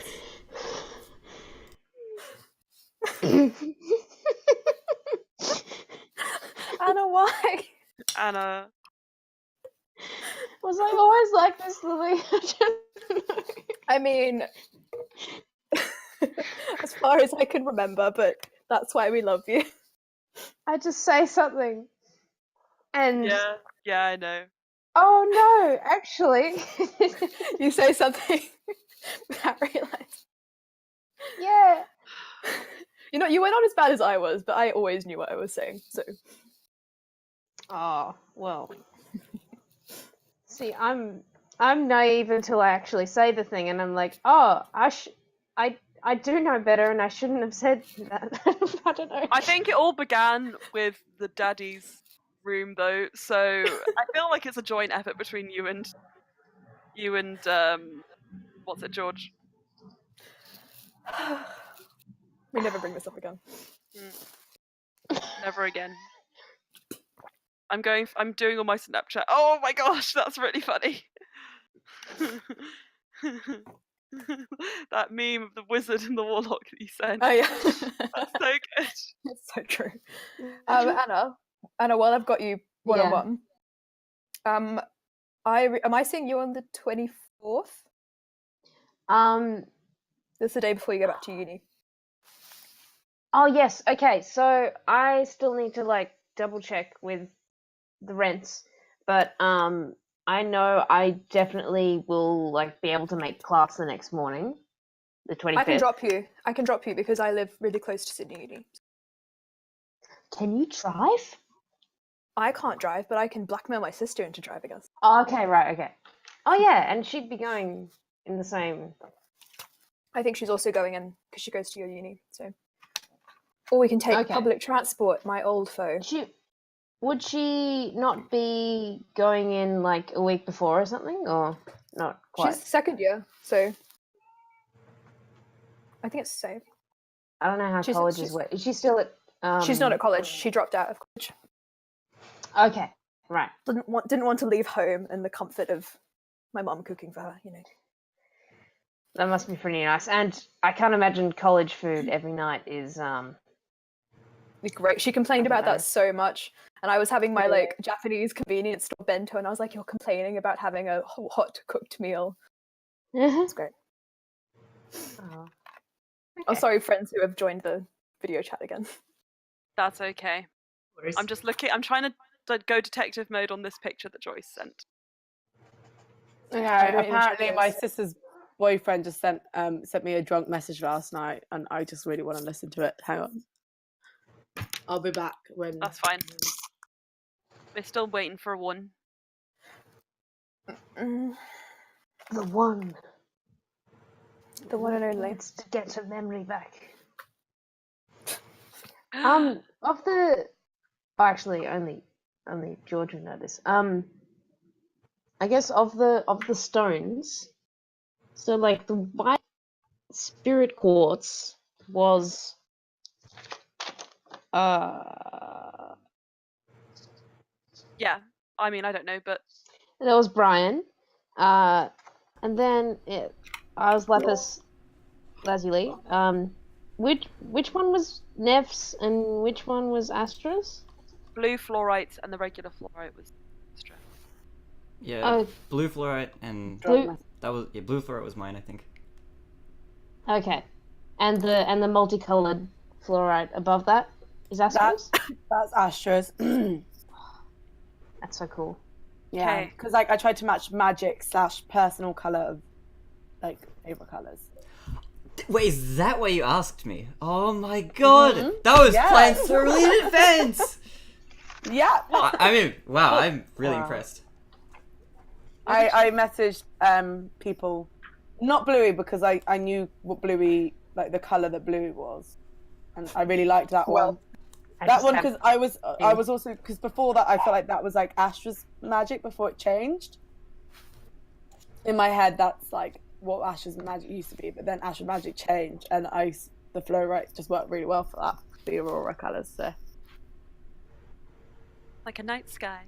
yeah, but that was a long time ago. I asked you that, Thomas, wasn't it? Oh yeah, I had no idea why you were asking that. I think like, that's a very interesting like question to ask. Like all these other questions, but. Yeah, I'm impressed. So, I'll pull it back in. You guys enter into this antechamber. It's a darker room than the one you were in before. Still icy, still that same kind of white ice aesthetic that Lily delineated to me. And the door is closed behind you, and the murmuring sounds of the courtiers fade in the background, and you are all alone with the king and the queen. Same. Yep.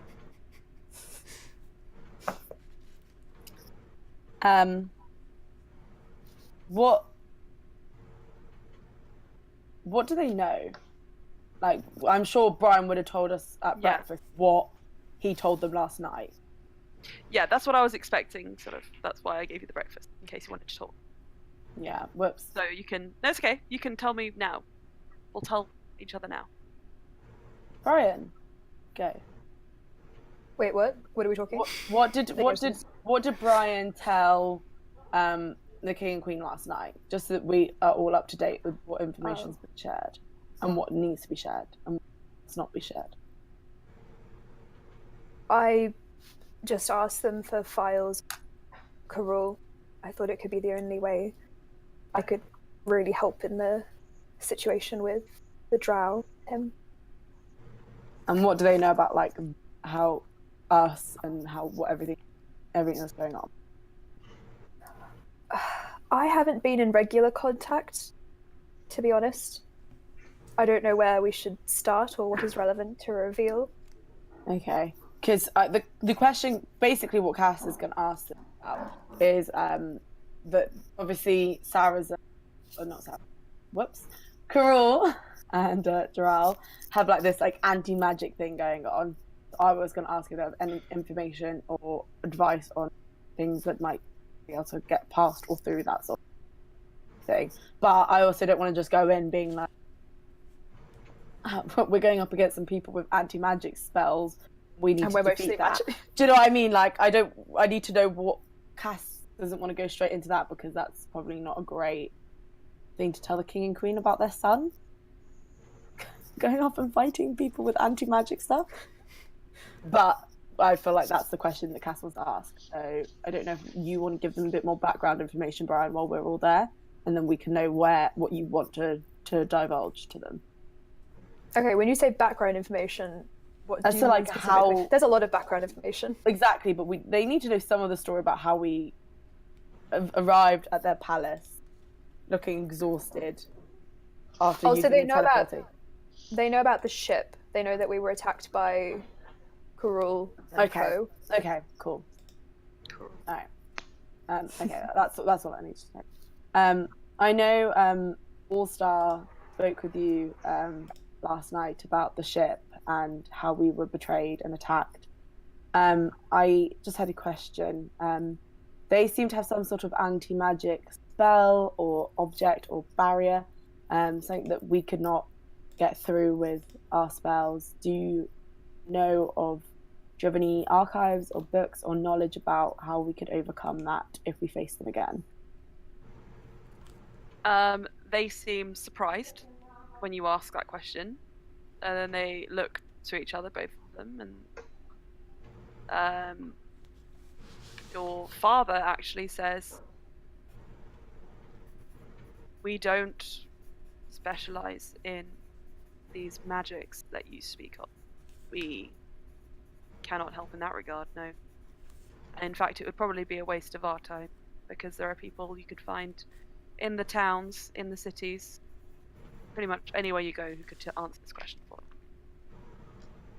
Do you know of who I could speak to about it with then that might know?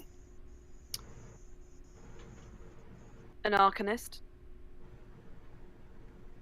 Do you have any details of the arcanist? Just because I don't know the place. I will find someone. Yes, I can find someone to give his name. I don't know it. That would be greatly appreciated. Thank you. Also, Cass is saying it, but she's like in her head like, I dislike you. But yeah, Brian's outwardly, she's putting on like a bit of like a, oh, thank you, Your Highness. Yes, Your Highness, Your Majesty. Thank you. He doesn't see through it. He kind of just like nods.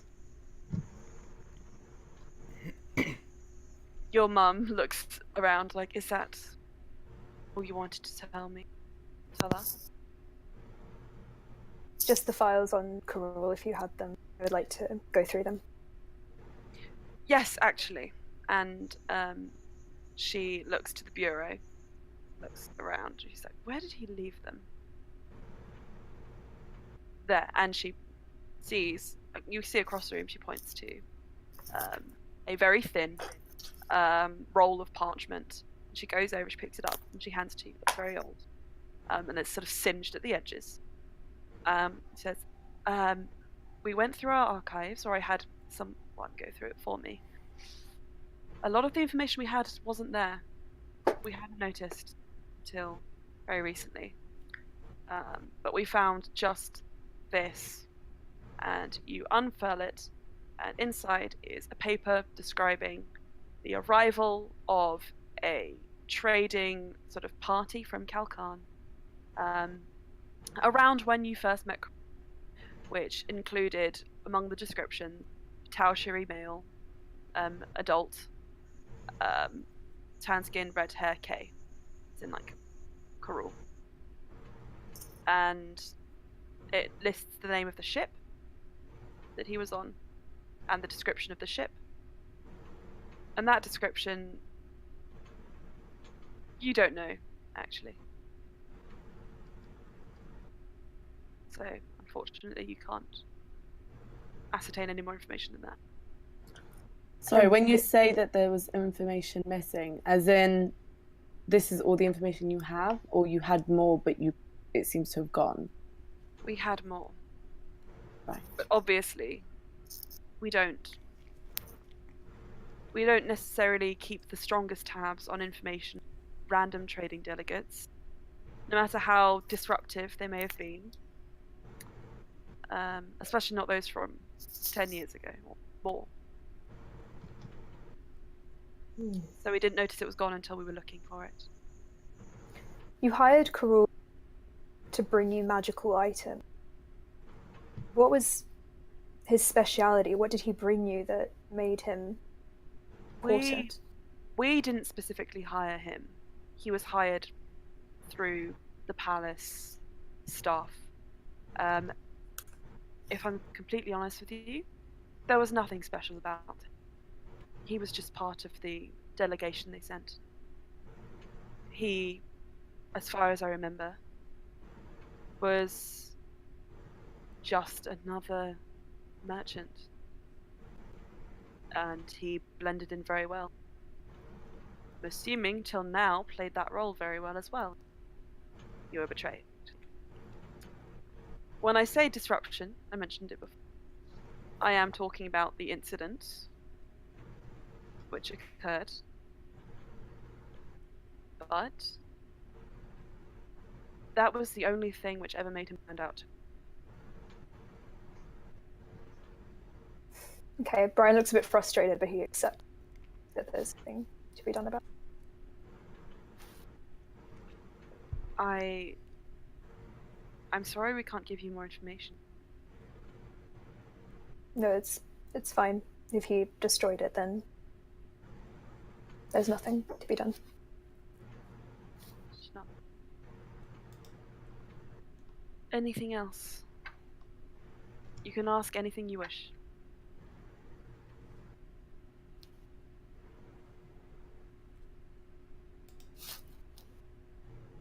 Well then. Nobody else? Nothing? Saraza says, we need a signet to enter Kalkan. And she says, oh, of course. And goes to one of the shelves and pulls down a box, opens it and looks through, and pulls out a blue ribboned medallion with an 8-pointed star. 8-pointed star with a blue sapphire in the center, and hands it over to Saraza and says, I'm assuming you know how to use this? You know. And Loran looks, and you see him counting. He's like, 1, 2, 3, 4. The people among your party. He's like, no, actually, I missed that. Good on you. And Saraza nods and puts this thing around his neck. Cool. One final thing, if there's nothing else. Can you, and she looks over to her husband, she says, can you summon that? And he nods. And he goes out of the room and comes back later with that same clerk you saw, carrying a satchel. And Father nods, and the satchel is passed over to you. Stop. And inside, you find 700 gold pieces. I'm assuming this is the money for Yep. Ran. Yeah. Well, this is the money you requested, whatever you're using it for. Okay.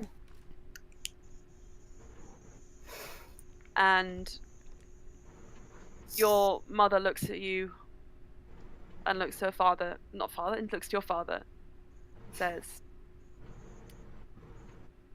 I have one more thing to discuss with you.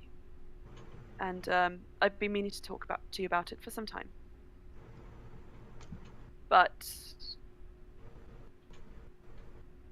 when this is all done, there will be a time when you will be called back to the palace. And you will be put through the trials necessary to ascertain whether you can become the next ruler. And there is a ceremonial aspect to this, in that for a period of time beforehand, you cannot have assistance from us. You need to prove yourself, your worth, come back strong with the allies you have gained. She looks across the group, whose trust you have earned. And this is our parting gift to you for now. There will not be any others like it for a while. Okay. I understand. Thank you. She nods. And you would notice as she's talking about this, as she talks about these trials you may have to face, your father's face is just stone cold. For whatever reason, you can ascertain. Question. Does Brian know what kind of trials they are? No. They've been kept secret from you for a particular reason. No one has ever been willing to tell you, nor have you ever been able to find anything written down about. They love secret trials. Okay. If you knew, you'd be able to get an unfair advantage competition. Because there are competition. Okay. The clerk opens the door. Your parents leave. You're allowed to file out if you wish. Should we go back to your room then, Brian? Brian just gestures for you all to leave. Okay. Oh, look at you getting all kingly. Ha ha ha. And Cass winks at him. Brian doesn't look in the mood for jokes, but yeah. Before you leave the chamber, Loran pulls you aside, All-Star. And he looks around really quickly and then gives you a hug. Okay. Brian returns the hug.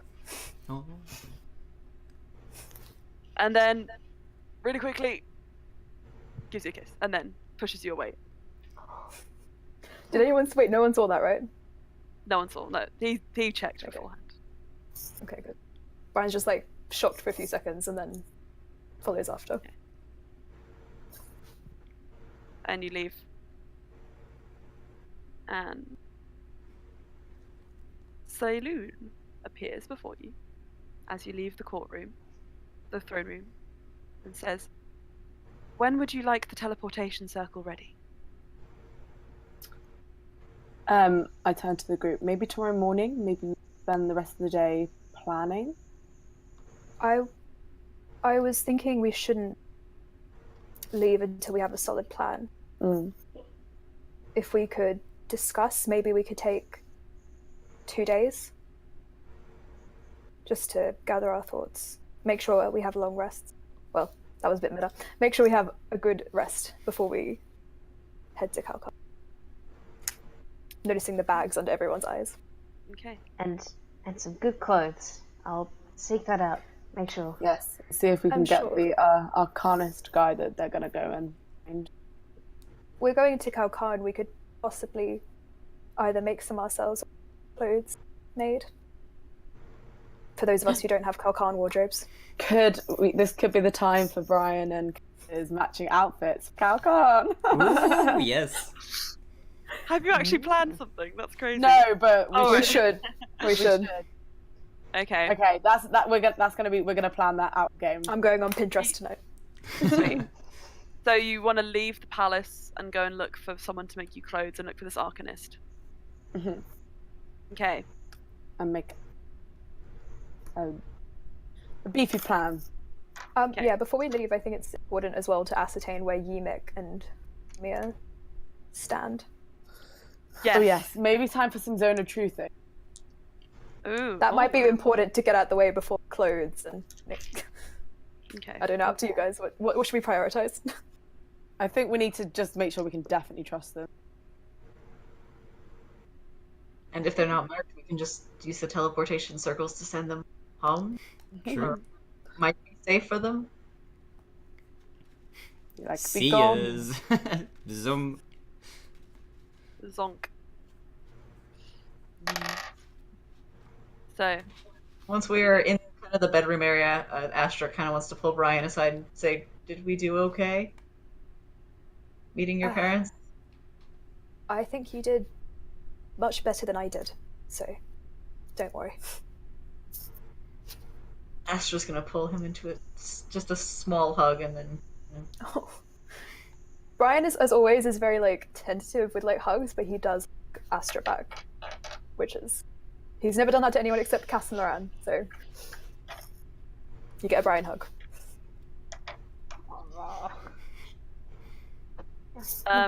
Bluey, as you're walking up towards the All Stars room, you hear a scampering of little feet behind you.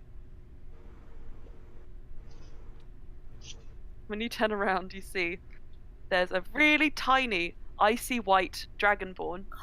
I see white Who one. is like dragonborn.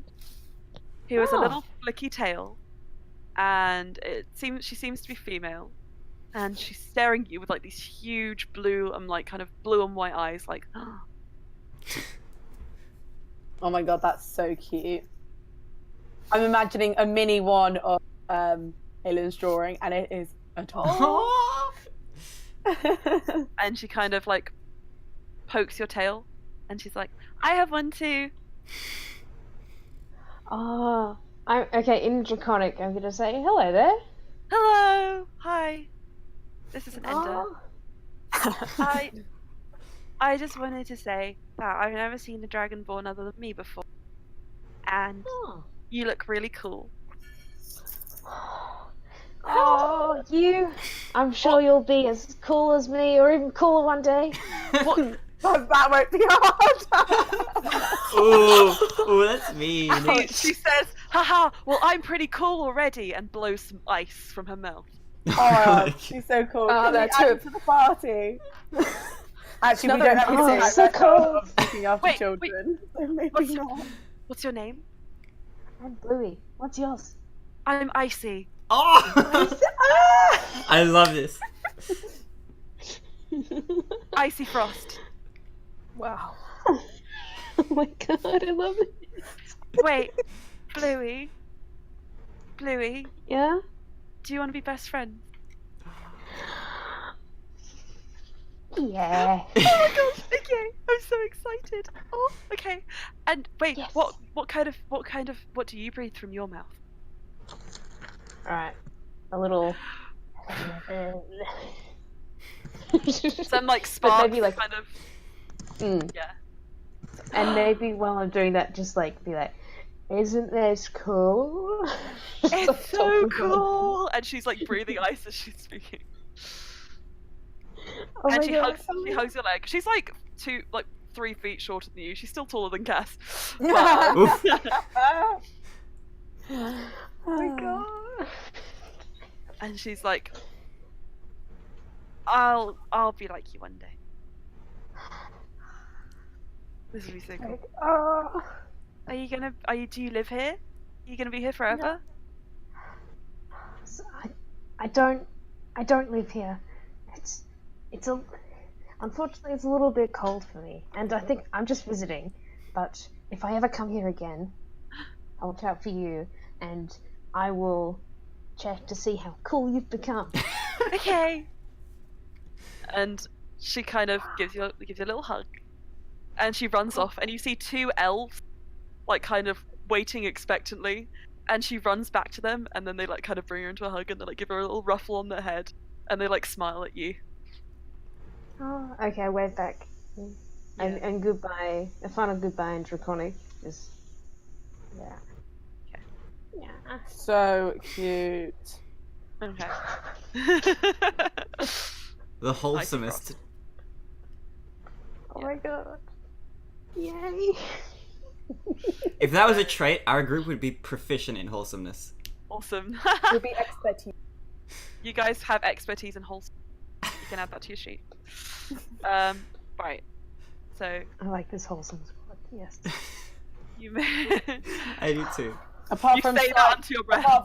apart from when we digress because us, not our characters, start talking about things and it gets weird. Yeah.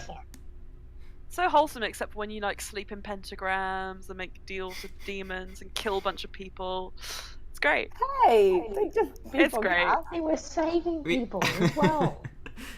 It's all Resurrect balanced. some people from their You've tomb. got the yin and you've got the yang. Yeah. That's true.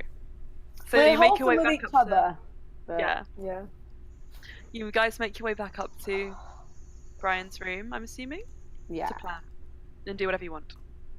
Oh, and just so I got rid of the pentagram. The sand pentagram is not still just outside the prince's room. Thanks, Cass. God damn, there's sand everywhere. It's in the bed, it's on the floor. What happened? No, as like if I can draw it in with like from my hand, I can like suck it back in. I feel like That's such a useful ability. Anyway, okay. So, see you later, Han. Bye. Bye. Bye. Yeah, bye. And sorry, what do you continue. do? I think we need to find out everything that everyone. Find out things. We just need to have another conversation. And I turn to Astra and go, Astra, do you have some sort of truth spell as a cleric? That I do. Shall we? Sorry. You hear Sarah's go like, what are you using that for? I think we have been betrayed now quite severely, and there are some members in the party who don't know that well. Looking at Saraza, looking at Tholmir, looking at Emic, and we know that you and Loran cannot say certain things, and we will not ask those questions because you can't voice them. But we need to know that everyone can be trusted. Okay. And considering you kind of ripped into us for unduly trusting someone else, I think we should all give in to the truth. Understandable. So long as you stay away from those questions. I already told you I cannot. That's fair. Yeah. Then please go ahead. With this Tholmir. spell, can you choose to like not resist? Like fail it. Yeah. You can choose to fail, yeah. I often say you can choose to fail any spell if you want to. And don't you know if someone's not being affected by the spell, right? Yeah. Yep, I can see if someone has tried to, or if Resist. it doesn't work. Yeah. Okay. Cool. Okay. In which case, I do have a backup plan. So Yes. you want to cast Zone of I would Truth. like to cast Zone of Truth. Zone Oh, of Truth. Oh my gosh. Taz flashbacks right now. I still haven't been able to finish Taz. The emotions were just. Ugh, you disappoint me. What the- I'm like I caught can't up do with it. all of their season 2. I can't say goodbye to Taco. Season 2 is Taco really good. I'm enjoying season 2. I'm enjoying it. I like the kind of vibe. Yeah, I think it's nice. Okay.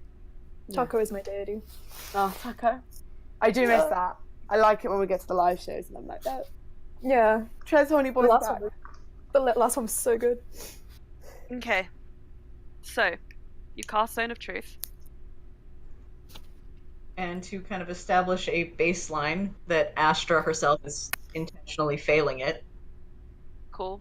um, Everyone intentionally fails, as far as from like. including Ymik and Thelmir. Just have you explained to them what you're doing? They were there when I said Okay, the then truth. I don't know if I think Ymik might not understand, but I think he's gonna do it. He's gonna fail anyway. What does intentionally failing the spell mean? Means that you take the effect. Well, So, As in, we'll have to Basically- tell the truth, right? Yeah. yeah, you cannot speak a deliberate lie. And you can't avoid answering questions that you would normally respond to with a lie. And you can be evasive as long as it remains within the boundaries of truth. Although sometimes it's funny when people play it and they just start blurting out things, but it's Yeah. not actually part of the spell. no. And depending on how long we have information for, I can cast it 2 more times to extend us out to about 30 minutes of truth. Okay. Brian, ask questions. Why, Brian? People are waiting expectantly. Because I know that Brian is the one with the biggest trust issues, so I Oh. think Brian should ask the questions. I mean, I can, if you'd I like, feel- I I feel Just- Brian thinks that Fulmir and Ymik have a stronger bond with Astra. Just So, Yeah, like they're Brian kind of would be. Astra. So I mean, you know that I'm half drow, half tiefling. You know that one of the people who attacked us is my aunt. And what you don't know, I did tell you that I messaged Jaral. I did not tell you that I messaged my aunt. And I think she intends to harm us. Or at least me. So I would say it doesn't matter that she knew my true name, but what really matters is how she knows. Are you asking them how she knows? No. I was just going to say that, at this point in time, Thelmir, Ymik, y'all are people we don't know as well. And we don't know if we can trust.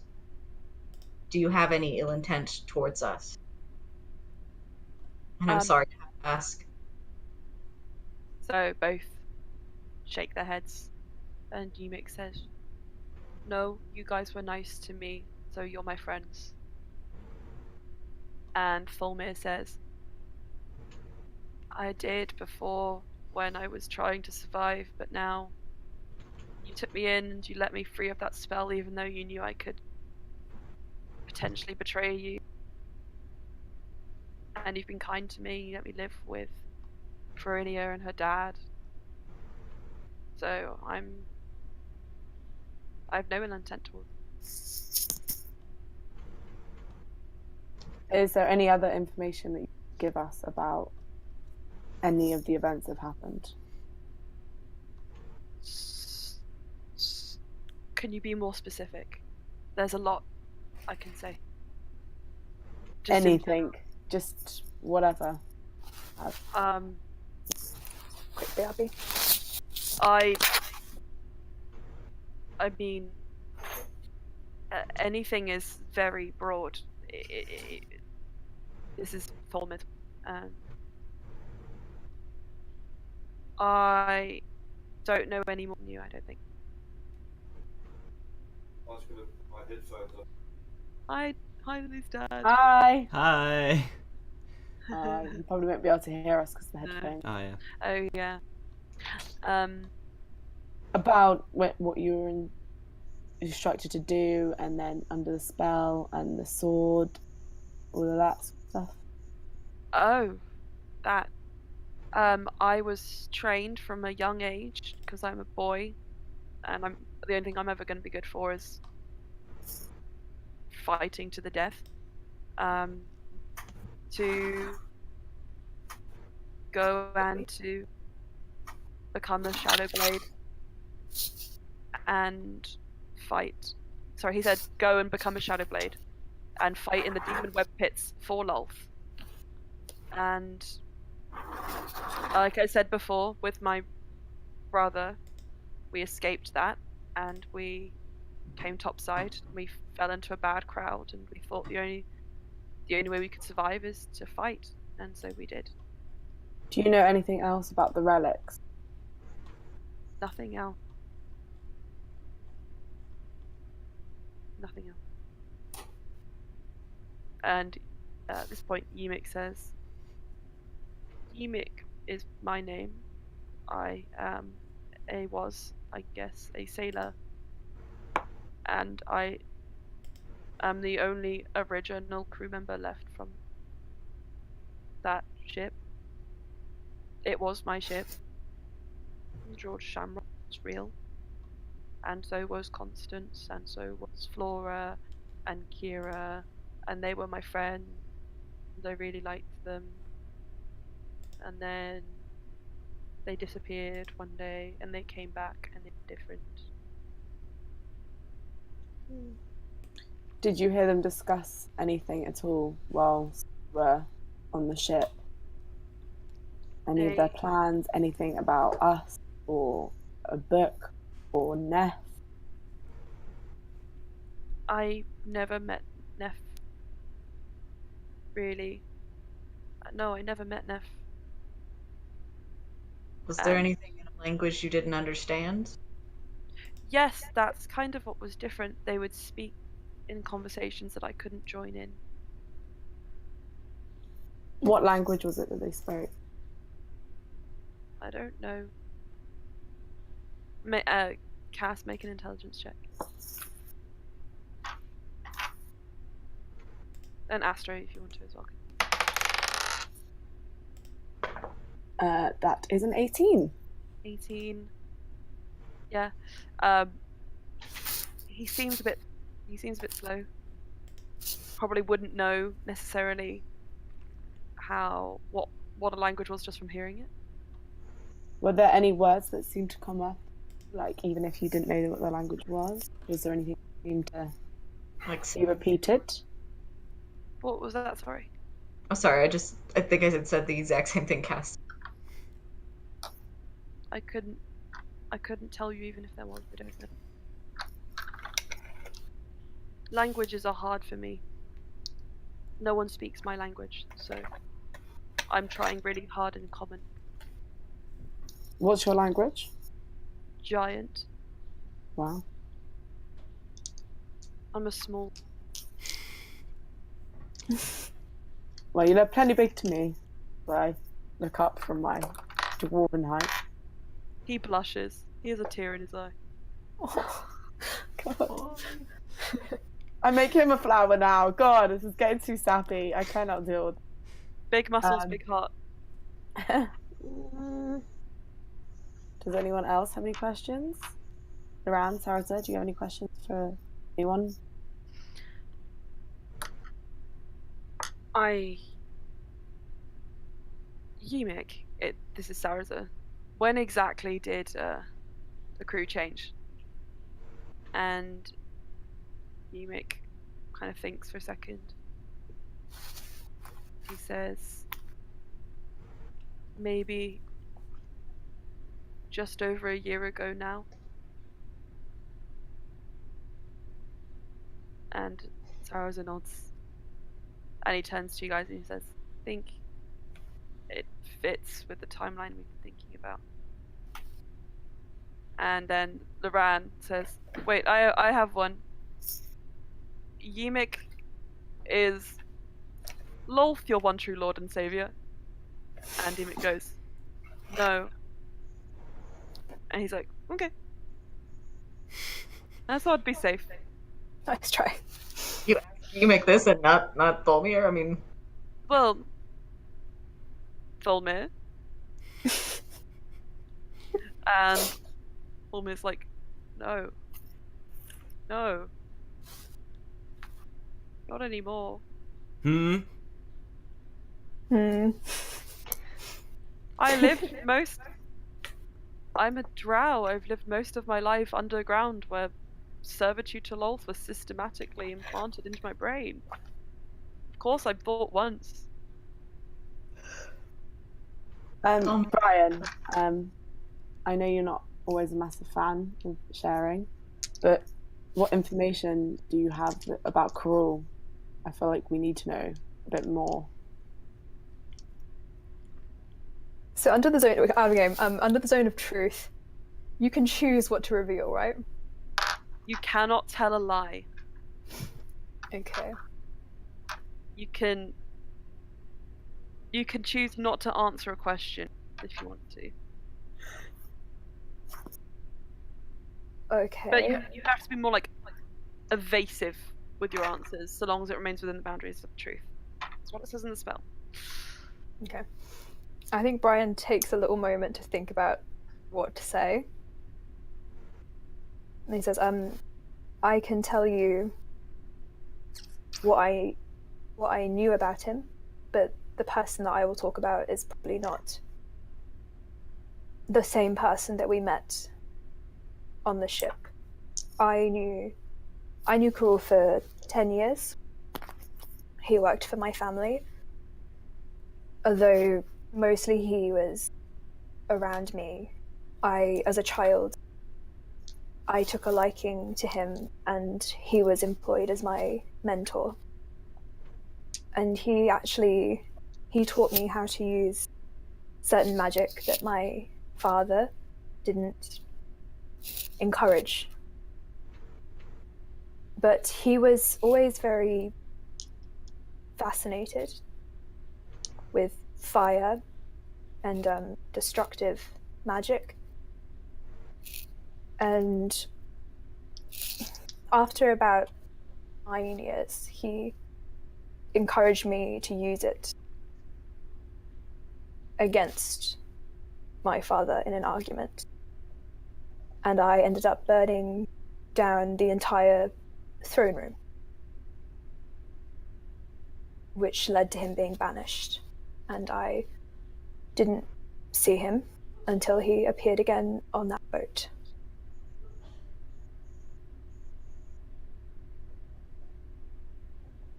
Otherwise, I don't know what I could say that would really help in terms of Karul's abilities.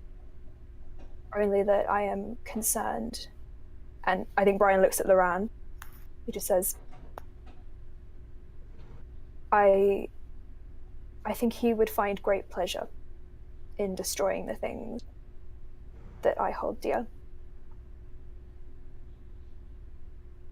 Did you ever see any sign through, like, with his magic, or anything that had any similarity to mine?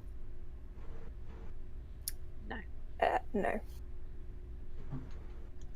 Or a warlock mark? Or anything? So I need to refer to Emma for all of this. Yeah, I know that this is coming from Emma, but I'm just to ask it. You never saw anything like anything that Cass has in your time knowing him. He says that.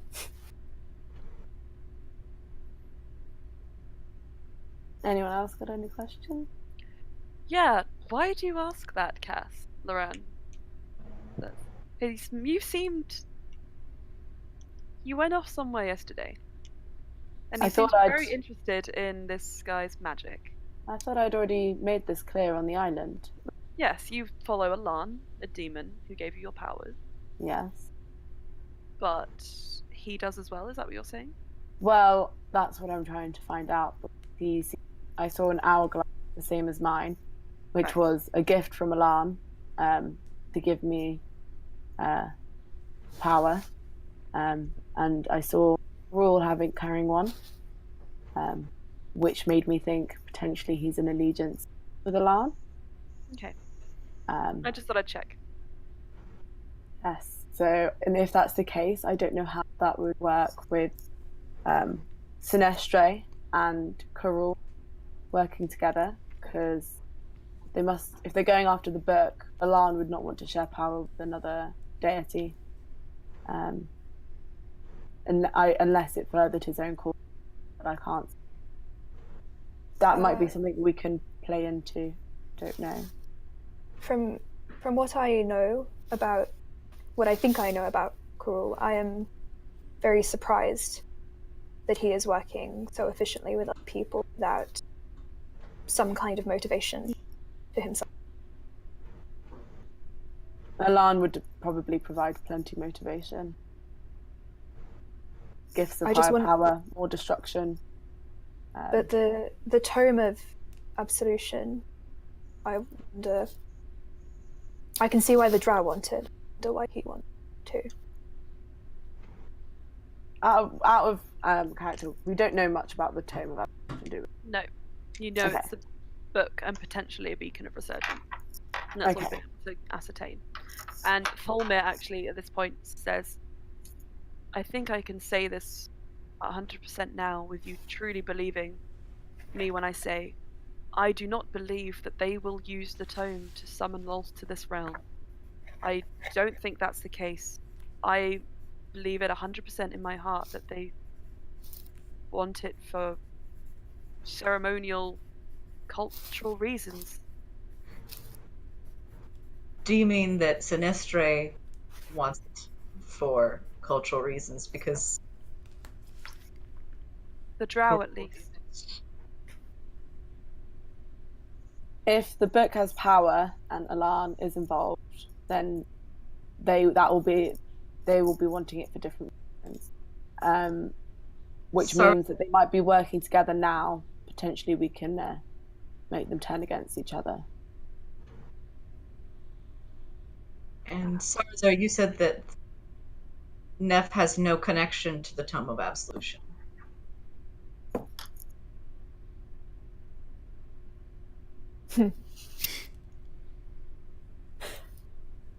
Actually, I need to think. Hang on. Dun-dun-dun-dun. Da da da da. Your best poker face. Mama. Some evading.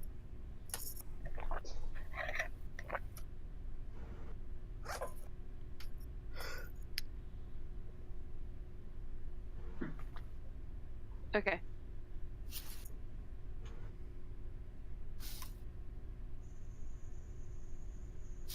To my knowledge,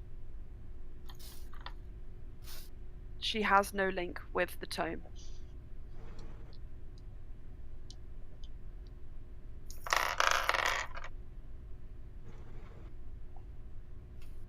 But I may be ignorant of things. If they truly came after her again, or knew of her, or targeted her before. Is there potential that Neff link to whatever this place is that you need to take her? Yes, she is, definitely. Wait, sorry. Is there a potential link between her and the tome in the place that you need to take her?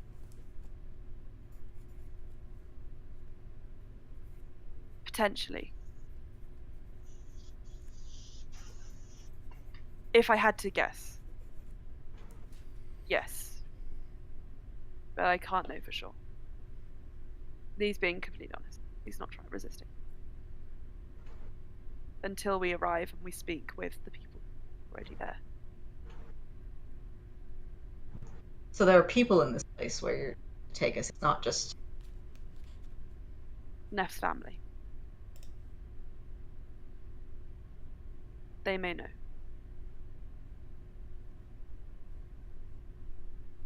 Is it possible that Neff's family might have been involved In the what? Sorry. in the theft of the tome?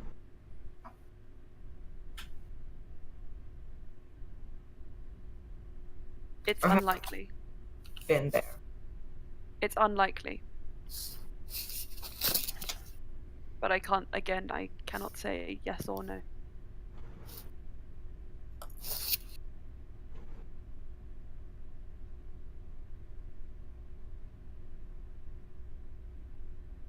You guys have about a minute left, I'd say.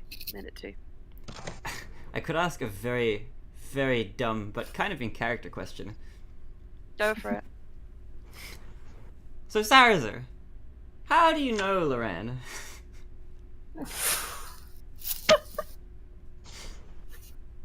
Wait, what? He's... Yeah, how did you guys meet? You know. Sorry, I can't keep this straight. Even Loran is like... He's my younger brother. She like just I'm stares for a his minute. younger brother. Look at the... Oh, your yes, okay. That makes a lot of sense. What were you thinking that we were? What was your headcanon in all of this? Well, that's... That we were some kind of duo? What would have Neff thought? What would have Neff thought? I don't know, honey. I'm wondering. You- Can I do an intelligence check? And then you can kind Yes. of, you can help me decide. Yes, do an intelligence check. Alright. Luckily it's not very high, it's a 9. A 9. If it was like a 20, this would have been awkward. No, if it was a 1, I was going to be like, oh, they were lovers, but... Wait, sorry. No, That's no, fabulous. no, Did I miss? no. Neff who's being youngest? Neff. Well, they're 9. I mean, you've had it all going through your mind. You're like, were they, like, co-workers? They have, like, some kind of strange, like, I don't know, traveling duo thing going on? Were they adventuring parties? Which people? Sarazer and Moran. Yeah, Neff asked how they know each other. I was contemplating whether or not that was like just slightly too dumb a question to ask, but you know what? Why Yeah. not? Okay. Wait, what? Aren't they Yes. Yes, they're brothers. related? Brothers? Brian is just so shocked. Yes. I may be I thought you much were just older. really good teammates, you know? No, we don't even really function as a team when we're together. Actually, you know what? I'm gonna ask, did you guys get on well before Neff came into the mix? Is it all when it fits up in that boat? Sarazer's like, doesn't say anything. Lorana's like, I didn't dislike him. Now I'm kind of indifferent. Oh god, this is like really awkward. Wow. Like, this family relationship is Friggin' just like... rip. This is like family counseling. I Loran's feel like you guys should make up. they both say, but no. Holding on to hate. But you guys are brothers. I've done nothing wrong, so I'm waiting for him to apologize to me. And Who Sarah's said that? Because they sound the same. They both sound the same. That's Loran. Mom, he started it. And Sarazer's like, hang on a second. No, I've done nothing wrong. You need to apologize to me. And How about then- you both apologise at the same time, because you both have issues and you both probably did something a little bit wrong. So you both apologise. Loran goes, Sarazer, I accept your apology. Oh my god. And Sarazer just like doesn't say anything. And the spell's won now. Okay, I was Brian gonna is say that sibling. if it was still Is it to Loran or Sarazer? oh no, it was to Tholmir. You can say it whilst they're having this conversation off on the side, yes. Okay.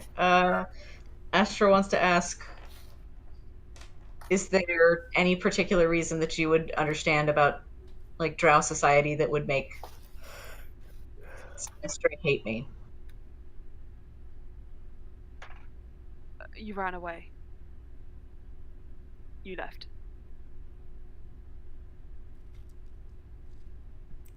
Also, wasn't you as a child when you sacrificed to Lot? Is that not right?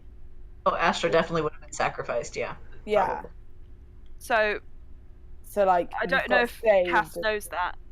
Yeah, because I was in the room when the Yeah, when we were having the conversation. when we had the okay. conversation. Well, so it wasn't necessarily that your mum was. So your mum left to save you, yes. But there was also the tome and stuff, which your father was going to. Because your father was taking it, it was natural for then you to leave as well, regardless of whether you wanted to stay or not.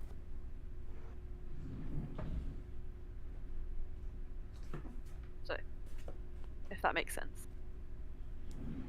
Yeah. And the spell fades.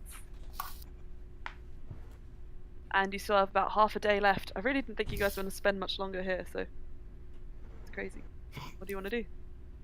Should we just fast forward in the day unless any actually to just do the plannings and Yeah, so what are you move planning the to parties? I just feel like we need to have some sort of plan for going up against them. Have we heard anything back from the asked about the spell? It's magic. You guys have been sort of holed up in All Stars room. No one's come up to you yet. Or if anyone was coming, no one's come to you. Okay. What sort of clothes are a good idea for Calcar? Oh. The round points to what he's wearing. He's like, Neff mimics the wanna motion. good. You'll want to be wearing light clothing. It's very warm, even in winter. But not like. It's not the warmest country in the world, so bring maybe a jacket. It's a close second to the warmest country in the world. Yeah, sorry.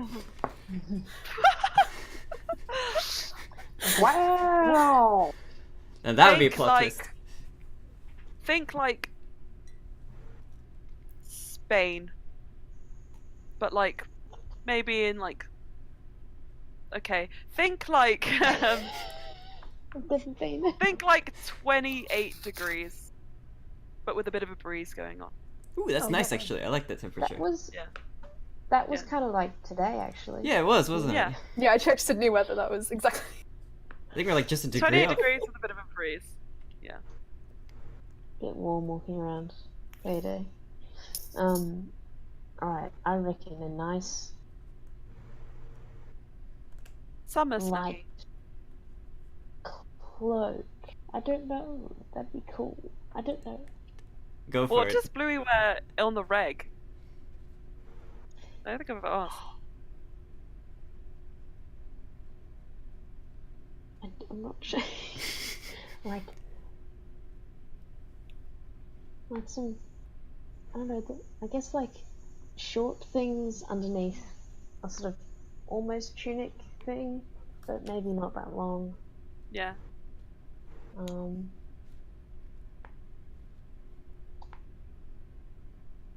And look, I imagine I have something warm, but Yeah. like a sort of a little sort of From dark little shawl thing, but otherwise, that's legit. yeah. Yeah. Yeah. Just good old regular clothes. Mm. Yeah, you'd probably be okay if you had like a little cloak to protect you from the breeze. Right. So you've ascertained the weather. Should we plan? So if we're leading them to, basically, we need to go to where Neff needs to be so that we can ask Syraza and Loran these. But when we get there, it's likely and Dural and everyone else and Estre and all that lot are following.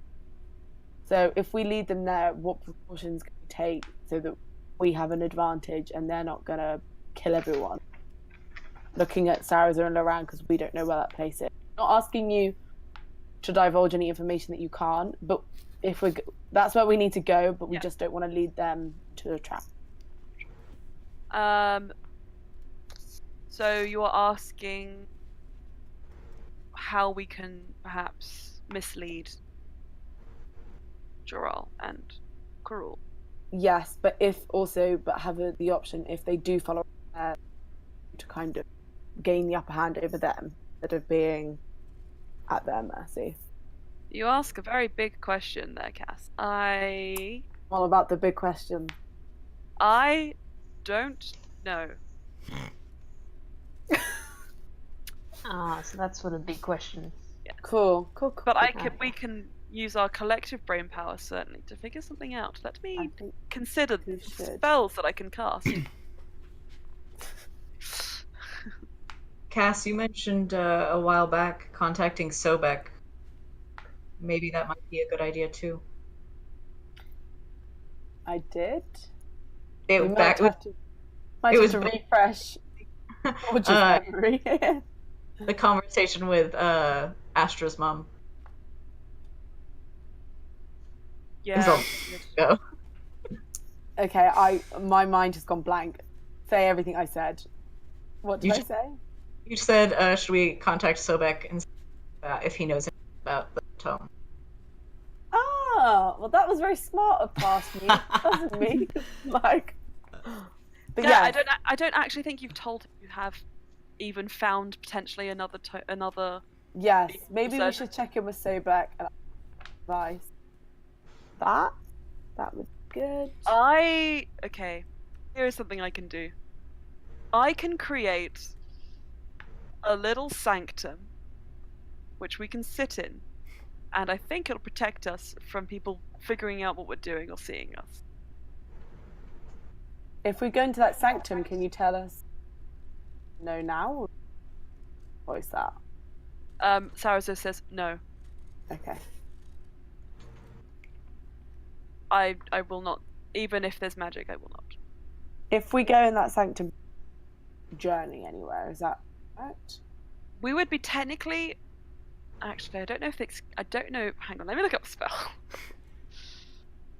Private. That would be good if we could do that and keep in. We could maybe also potentially ask the king and queen for any ideas, because they're wise and powerful. Do you really? You had time. I know. I asked some questions. That's okay. So we could nest, necklace, and ring. That seems like, can't we all get one of them? That seems like a good idea. You go to a duplicator. The queen didn't want to give any more handouts. No, but we can't. If we can make them, buy them. Who when has you money? say make Just them, Cass. Loran says, of all of us here, I'm the only one who would have a chance. It is expensive. It is potentially out of my reach at the moment. I see. But you can look for these sort of objects. Alternatively, if we can figure out some sort of big cloak to put over everybody, I could still sit outside somewhere and act as lookout, because I have, tracking protection effectively. No, I'll never ever want Neff to You would never need to. I don't want to look at. Even if we managed to set up this sanctum, you would not need to sit outside. We would be able to see through. Oh, okay, easy. Mhm. Never forever. Okay. So, right, okay. So I can decide, this is Loran talking, I can decide what effect this sanctum could have. Mm-hmm. Nothing can teleport into our area. Planar travel is blocked. And creatures in the area can't be targeted by divination spell. Should you choose so. It lasts for 24 hours, but it cannot move. See. Does divination include scrying? Yes. Any divination tag spell. And it's the same out Out of character, is this forbidden? No. Okay. It's Mordenkainen's private sanctum. Cool. Thank you. I was just curious. Okay. That would be good when we get to the place. Get there. It wouldn't necessarily stop them from realizing where we went. But if they were watching us now and listening to our plans, they could counterplan. We don't know when they're looking at. This is true.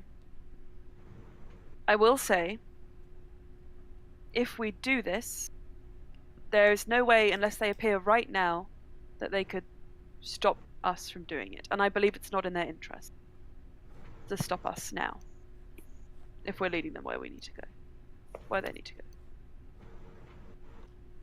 Would it be wise to ask them what they want? I think we know what they want. They want the Tome of Absolution. Is that not what you believe?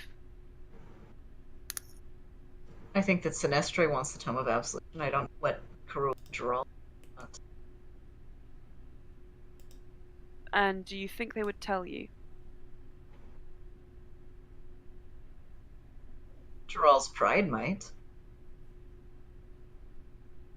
I mean, we're stupid, right? This is true. Not wrong. He I'm might not be, if this though. is a good- I'm not sure if this is a good in-character or out of character question after what Astra just said. But what does this chamber look like?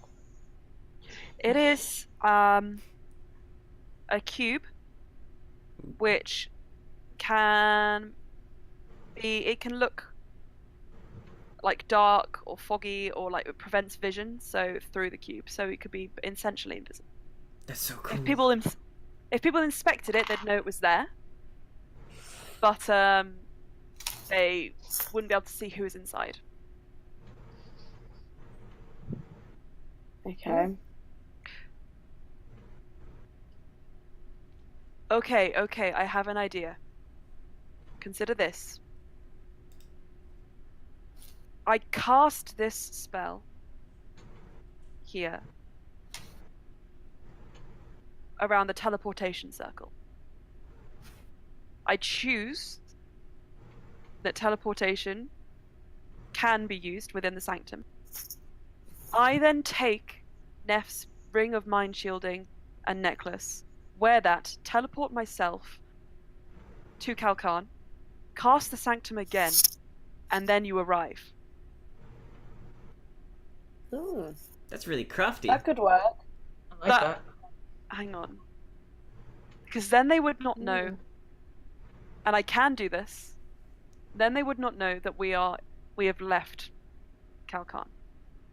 At least for a little while.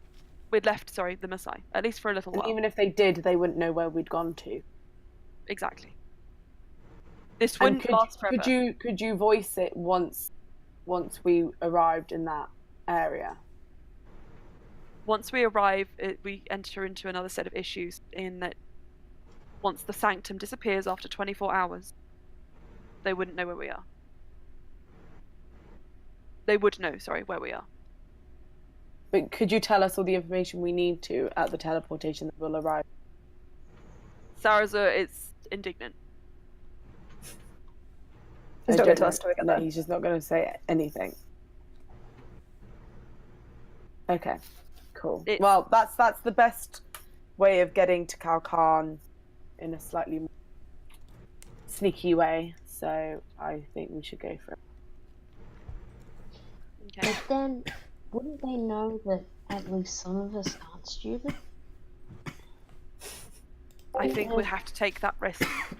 Yeah. Louis. Do you think it's a wise idea to message them again? I think it would be. I want to get Ender back. I think we should. We need Ender back. If we can know what they want from, but if we don't even know what they, the more information we have, the better. And even if it's false information. And do we want to see if we can get any more home using that one spell that I did to learn more about the beacons of resurgence? Sorry, what did you say? The legend lore. Do we want to attempt that one time to try and learn more about it? What does everyone think? I think if we know more about it, we could figure out people's respective motivations. Okay, I agree. I think we should do it.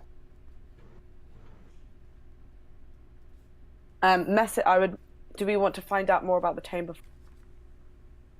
I think maybe that's better. Sorry, say it one more time. I think we should find out, do this legend lore, find out about, inquire about the tome. I missed that. Sorry. We're going to do the legend lore spell for the tome of abolition. Okay. Who's fronting the cash? Looks like Cass will. Thank you, Cass. You're welcome. How much do I need to take off my dollar bills, y'all? If I've done the math right, let me just recalculate. It's 550.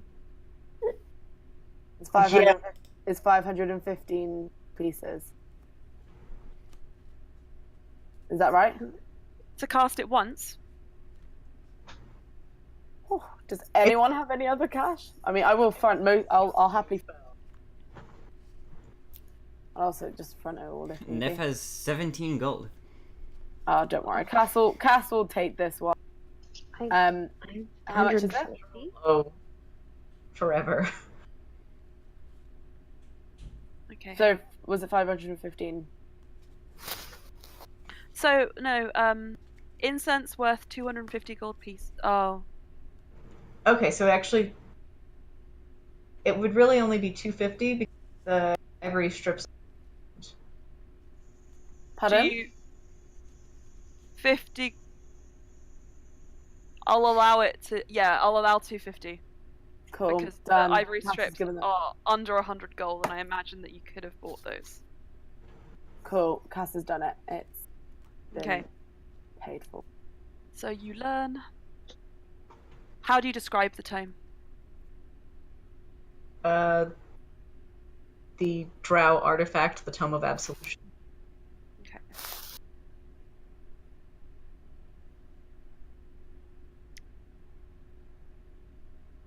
Okay. So after a moment, you kind of hear these whispers in your ears, accompanied by a sort of a low hum. And it begins to explain to you.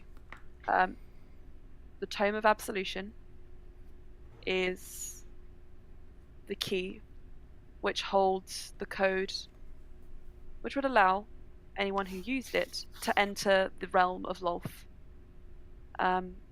where she resides, and directly talk whatever they motivated them to open this gateway to interface with her. The tome is considered one of the highest ranking relics in Drow culture, Drow society. Its powers, however, are only known to acolytes of Lolth and those who are very high up in the Drow order.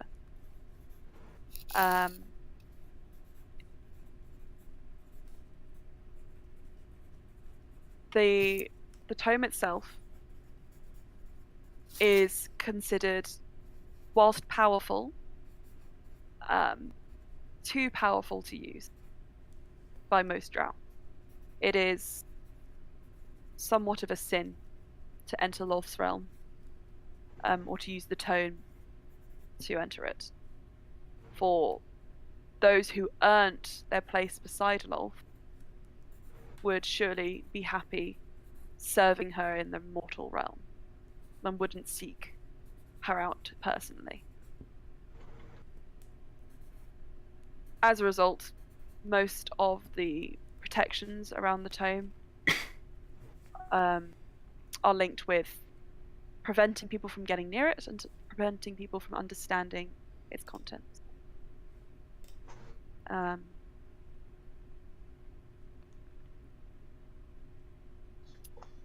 For a long time, the tome resided in the Underdark, in the central church of Lolth, in the city, of TheBarinade. However, years ago, this is a story you know, by perchance and a stroke of luck, it was taken by a single individual and was not seen again.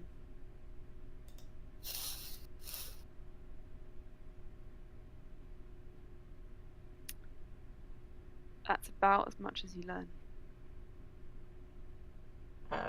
Would there be anything on why it's called the Tome of Absolution? Absolutely. Alright, so there is a reason. Let me just get it up.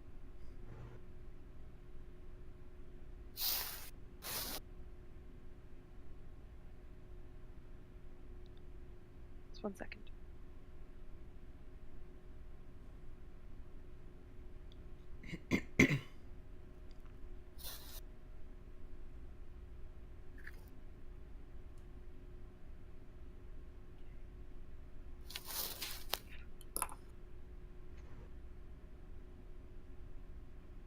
Tome because it is a tome. Absolution refers to its powers to open the gateway for the North, not only for people to enter into her realm, but should she wish to enter into this realm as well.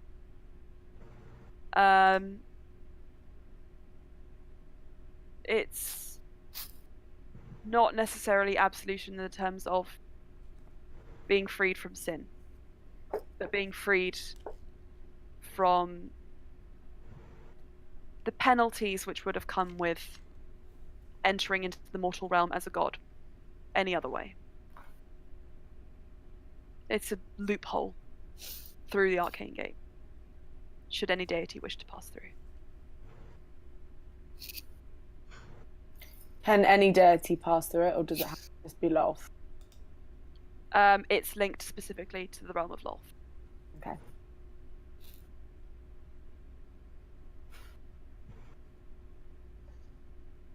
And I'm going to convey all that to everybody. You all know this information now.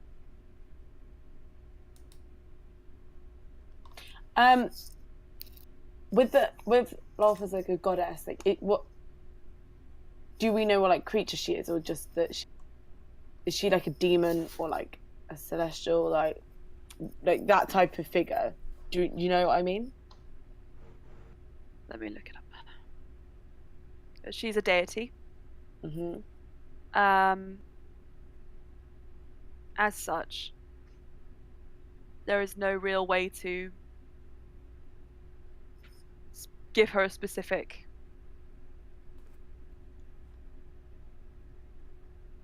There's no way to sort of know. Okay, cool. There's no way you would know. Okay. She's depicted as humanoid. Often. Okay. Going back to planning, do you want to message Doral now and ask what he wants? Okay. Also, can I just say your sending spell is just like so Mad useful. good. Probably the best spell in the game. Yeah. You've used it pretty much every single game. Yeah. Yeah. Do you want to send the same sending that you sent to me already? Yeah, because I have to pare down my words. So, before we make a deal, I want to know what the cost is. In no uncertain terms, I want to know exactly what you want. Okay. Your spell does make a connection. And after a little while, let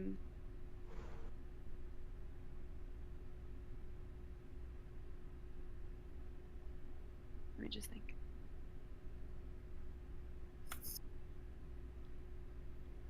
Okay.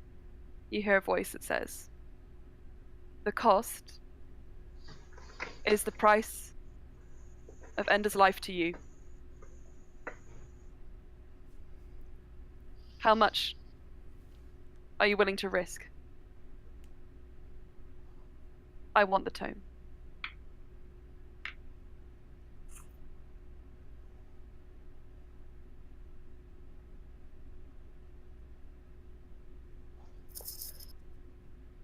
say Astra looks visibly shaken, but she does what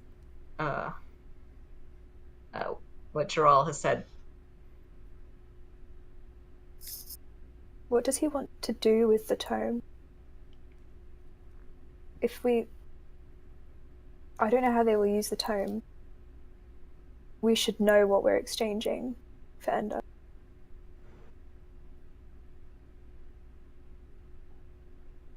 I can ask.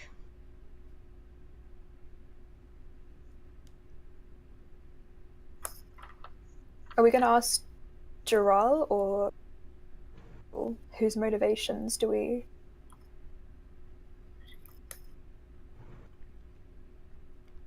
Who are we more scared of? I'm less scared of Gerald. I feel like because we've had the contact with Gerald already, it makes sense to kind of keep with Gerald, but I think Karul's motivations would be interesting because of the potential link with Alan. Okay. But it might be worth asking Karul and then asking Jay. But we'll maybe see what Gerald says.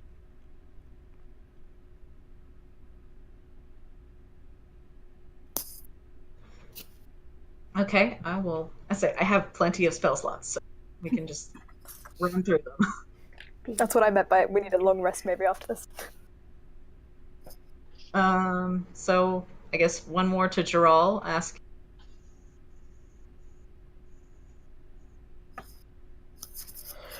Before we agree to that, what do you want the tome for? Okay. A moment passes. He replies. And he says,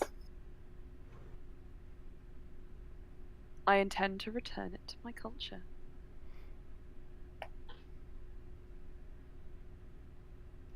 Can you insight check a setting? Yeah. You can tone of voice. certainly try. Oh boy. Classic DM thing. If you get a natural 20, I'll tell you. Come on. It ain't a natural 20. But just out of curiosity, let's see what that would be. It's a dirty 20, but yeah. Dirty 20. Really hard to tell. It's just from the voice, you don't have any other visual cues. He sounds like smug.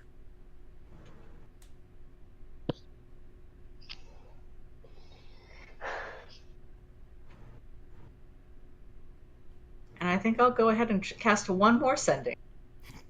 Draw again. Nope. Sinestre? Yep. Hell yeah. Cool. Same one as before? No, this is. I'm gonna tweak it a little bit. Okay. You really trust Gerald and Karul not to betray you? Just To that. take the tome, to return the tome?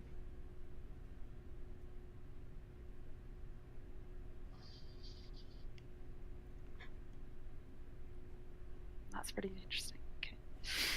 And I was just kind of shaking.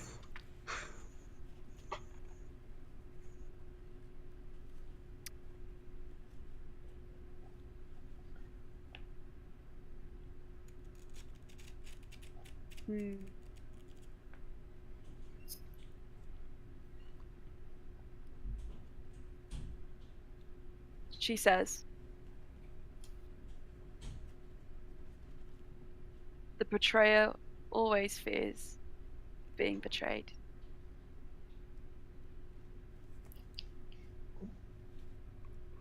The betrayer always fears being betrayed.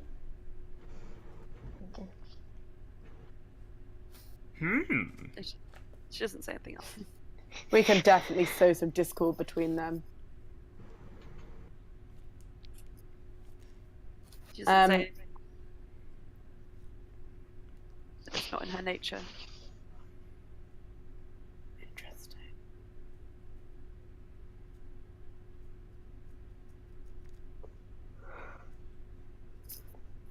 So, when we do potentially confront them, we know that Neff is potentially on their want list. do we have any ideas? I know that we do have some potential ideas, but they weren't technically mine, so I don't want to. Thanks. So do we have any ideas to help protect her? Sarza says, one thing I think, which I'm still confused about now, is if you were on the hit list once, why aren't you now? They let you go. Maybe because she hasn't got her memories. Potentially. Maybe without her memories, she's, no offense, not particularly useful for whatever they needed. None I've been taken. wondering about that journal. The one they took.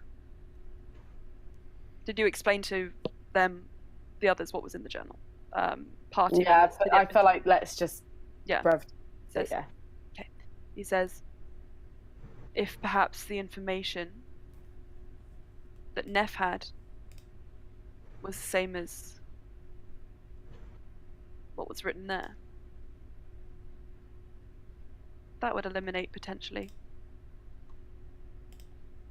a need for Neff. Quite possibly. Does anybody know how Ender's father passed? Oh, Ender's father. I thought you meant your dad. Actually, that's a really good point. Go to my campaign, Because Okay. if they need Ender instead. Have we tried to send a message to Ender? We did once. Yeah, I we think. did at the You beginning. did, and nothing It didn't you go. could connect. Which Okay. either meant he was being warded from messaging, was on another plane, or dead. Oh. So, Ender's father apparently died of natural causes. He was taunted to death by a wild bard. Tragic. Yeah, let's go with that. I don't know if we should go with that. He was taunted to death by Guillaume Shakespeare. Goblin bard from all those years ago. No. He died of natural causes.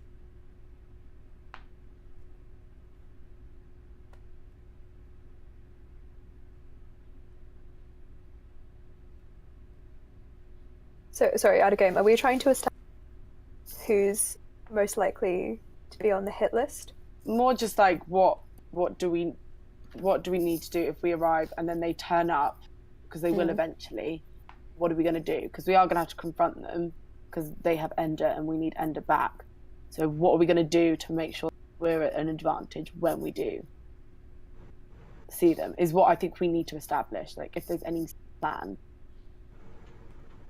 But if we don't think Neff is necessarily safe now, then that might be okay. But because I know you guys suggested polymorph her, and like that could be a possibility that we do. But it's just, I feel like that's what we need to discuss. And then once we discuss that, I think go. I think so far as After Neff I is speak with concerned, the if Arcanist. we don't understand the reasoning behind why they didn't take her before and they were after her prior to that, it might be just a safe call to polymorph her anyway. Yeah. And could polymorph her into the same familiar. Like, we'll pick my familiar form and then says two of them, and then didn't we want to polymorph someone else as well? So it's like 3 creatures, which is the same, just to add some confusion. I just wanted to ask Astra, do you think your aunt would try and kill you for whatever reason? Do you think?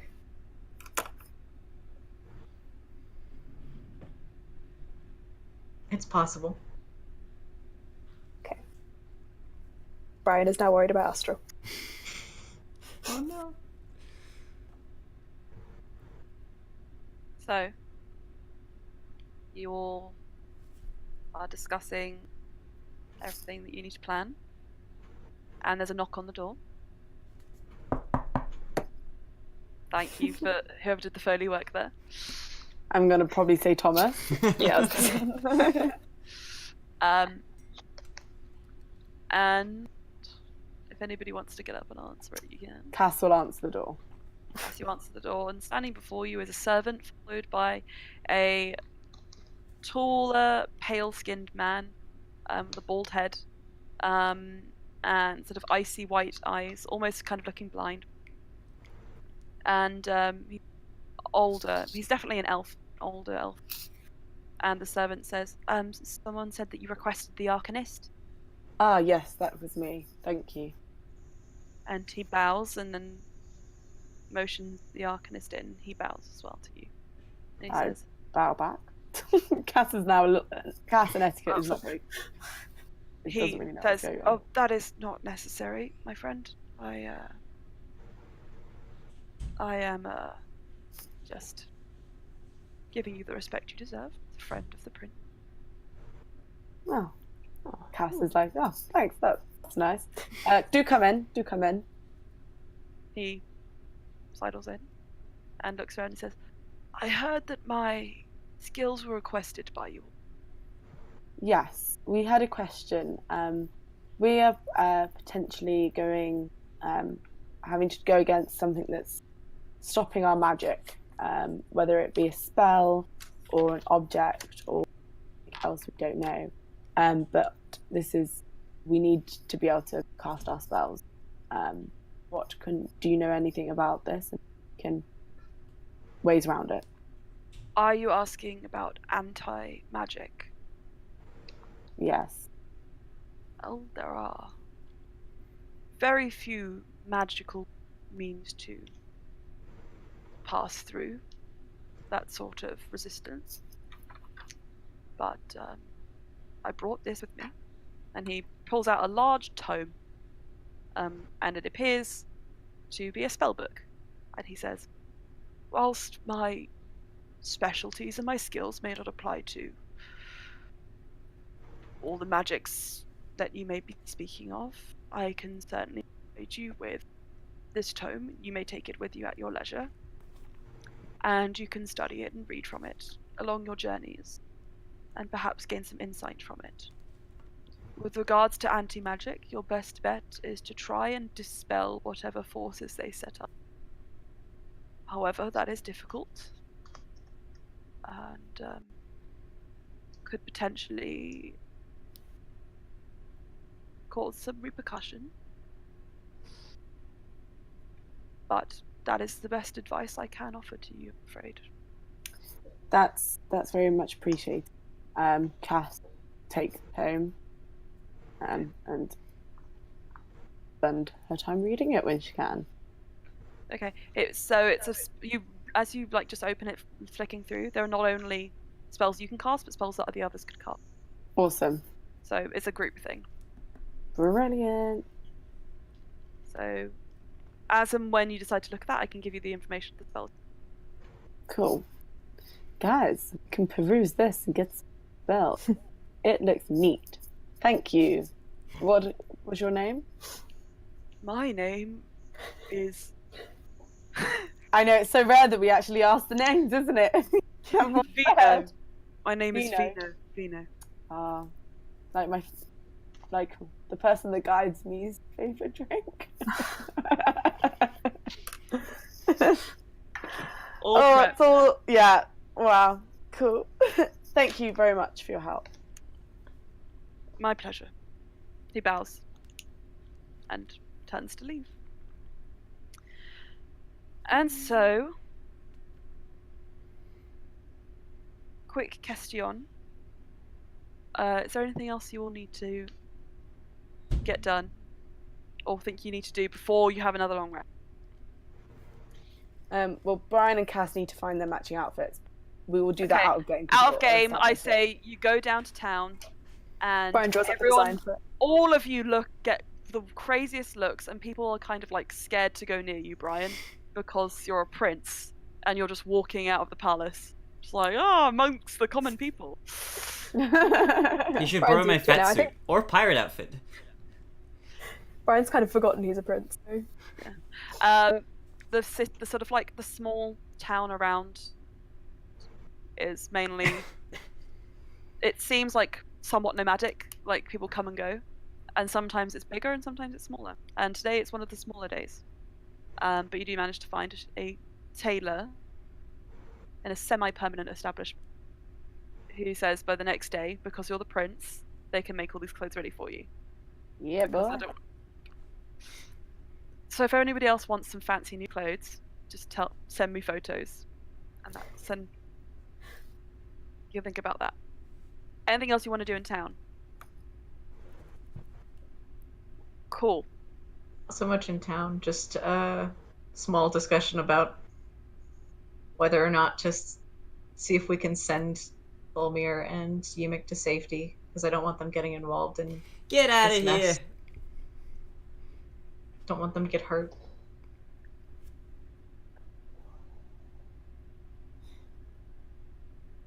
Saraza says, where do you think the safest place for them is? Bluey, what did you want to say? Oh, like, do we need, like, parchment and something to write with? I don't know. I don't know if they'd be able to, like, see us. I don't know. You can replenish your adventuring supplies if you want to. I didn't know I had that. You have, like, your adventuring kit, etc., etc. If you want to buy more stuff like that. So same question back to you, Astra. Where do you think would be safe? I mean, Farinia's forge is empty at this point. So Okay. that might be a safe-ish place, since no one would expect anyone to be there. Loran says, the closest teleportation circle I know which we're allowed to use is my shop, unless you sent the signet with Volmir back so that you could travel legally.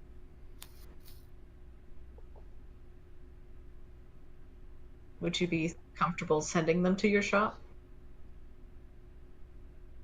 They saw my face. It might be dangerous. Perhaps even leaving them here would be better. Would that be acceptable, Ryan? I suppose that's up to All-Star. Leaving them in the palace.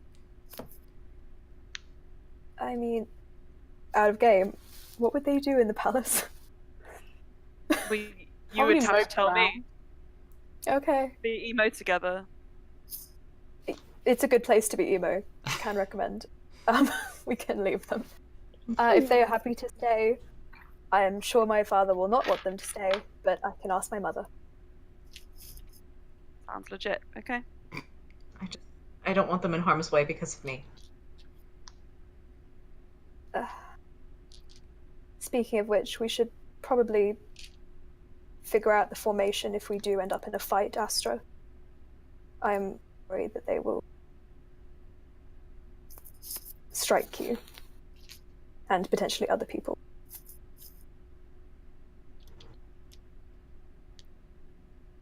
I feel like at this point everyone is kind of at risk. I would say that Bluey and I are the least at risk, so we should, and we're also probably some of the tankiest. We should be to the forefront of whatever is going on. Especially as Bluey is the one that is, if the anti-magic thing is going on, we're the only one who can do some fighting without magic. And since Astra's also a healer, so Saraza puts up a hand and he says, I can cast, like, some spells, but I'm not a wizard. You understand this, right? That is not my specialty. Oh, what are you then? What is your specialty? Well, for a long time in youth, I was a soldier. Cool, then come join me and Bluey up at the front of whenever we start fighting these. Okay. Know that we're probably going to die first, but cool. Come join. It's worth it. It's worth it for Neff, he says with the seriousness that doesn't match the tone of the conversation. I bet you were such a cool soldier, oh my god. Neff definitely needs to be at the back, and then Asher needs to be fairly at the back as well, as does Brian. But Brian doesn't want to go right at the back. I think he's going to We can fight He's together. very. Loran says to you. Wink. I feel like he this looks is when at- Cass is going to go on Blue's shoulder and fight. And we're just going to be like, yeah. Ah! Find steed. Oh my god. I think Brian is very scared about bringing Loran in the fight. Look at him. Just look at him in your in-game, and you would see that he's not necessarily not beefy, is what I'm trying to say. He may be a bit shorter than Saraza, but that's nothing wrong with that. No says complex Emma. about that. Okay. He's not going to say anything about it for now, but Asta and Loran are concerned of Brian. Okay. So as you wrap up in town, do everything you need to do, make your way back to the palace. Cass, can you make a perception check? I can. Oh, that was a 19. So 25. Ooh. 25. Oh shit. Okay. Cass is like, she is perceptive AF right now. Okay. On the ground, in the snow, because it's snowing, you see cart tracks, which have this sort of black soot on them. They're leading out of town. Hesterbrand? Why are you here? You don't hear or see anything around. Can I investigate the soot? Because I still Yeah. have some of the black powder in my Yeah. bag of colding. Roll an investigation check. Right. Oh, that was so bad. It was a 3 plus 3. 6, so a 9. 9. Sweet. But I do have like the black powder with me, so. So with a 9, you kind of look and you can ascertain it is remnants of black powder. But as Cool. you try and follow the track a bit and look around, Hesterbrand is nowhere to be seen. Cool. But he was here. Cool. I turn. Was the tracks leading to the town, to the palace? Out of town. Out of town. You look where they were leading and it's just like kind of bleak white ice desert. Okay. I tell Brian and just be like, Hesterbrand was in the neighborhood, so be warned. Trading black powder? Yeah, if there's any explosions going on, I think. Wait, these weren't going anywhere Brian. near the palace, they were just town? No, they weren't. But Brian, you make another perception check. Great. Now that you know. Or an investigation. Choose. 16 plus 8, which is 24. Okay. There is just What? like a melted patch, like a dip, about 40 feet away from this track. Just like full of water, which is slowly freezing on the top. Where you feel like you remember some buildings being. Not there anymore. Oh, And that's where the tracks begin and they lead up. are there any people? Okay, They're all- is everyone okay? Everyone's fine. Okay. I don't like that DM smile that we're being given. No, it's just funny. Everyone's fine. And you maybe will we should go. return to the palace with thoughts of tomorrow going to Kalkan. Yes, Is that what you I want to do? think. I think Sweet. there's nothing else in the palace. Cool. Can I just ask, with the teleportation, where exactly in Kalkan are we planning to go to? Loran says, well, we can go to Kalkariat, which is the capital, or we can go to Melturn, which is sort of other city. It's kind of like a bit further inland, a bit more deserty, but I think it might be the opposite of where you want to go, yes, Saraza? And Saraza says, Kalkariat is the better version, the better option of the two. Okay, we're not going to a palace, are we? No. Just checking. I can't wait. Woo! And as you return, all go back into the palace. go up to your room. Dexterity saving throws. Dexterity saving throws. Cruel is there. Ah, no. Oh, shimata. Yes. Nanny You the will- fuck. Nanny the fuck. You all. Sorry. Stretch. You will pile back in, assume your sleeping position, and go to bed. And that's where we're going to leave it because Yay. it's 1:15. Yes. Thank you for See DMing. you guys back in Thanks for the Australia. DMing. Oh my gosh! That's it! Madness. Yeah. That's Oh my god. There isn't any more. Goodbye, Oh my God. Japan. That's like the weird. That's weird because that's like the real end. Yeah. I finished packing up Me too. most of my apartment today. The shrine is gone. Everything is. It will return soon. It's Yes, another. if I find room for it. My room does not have many spaces left. Yeah, Oh, it's like a dweeb shrine in there. That's A shrine to all dweebness, cute though. but it's nice. Bye, And Japan. we'll have another party member. Roffy.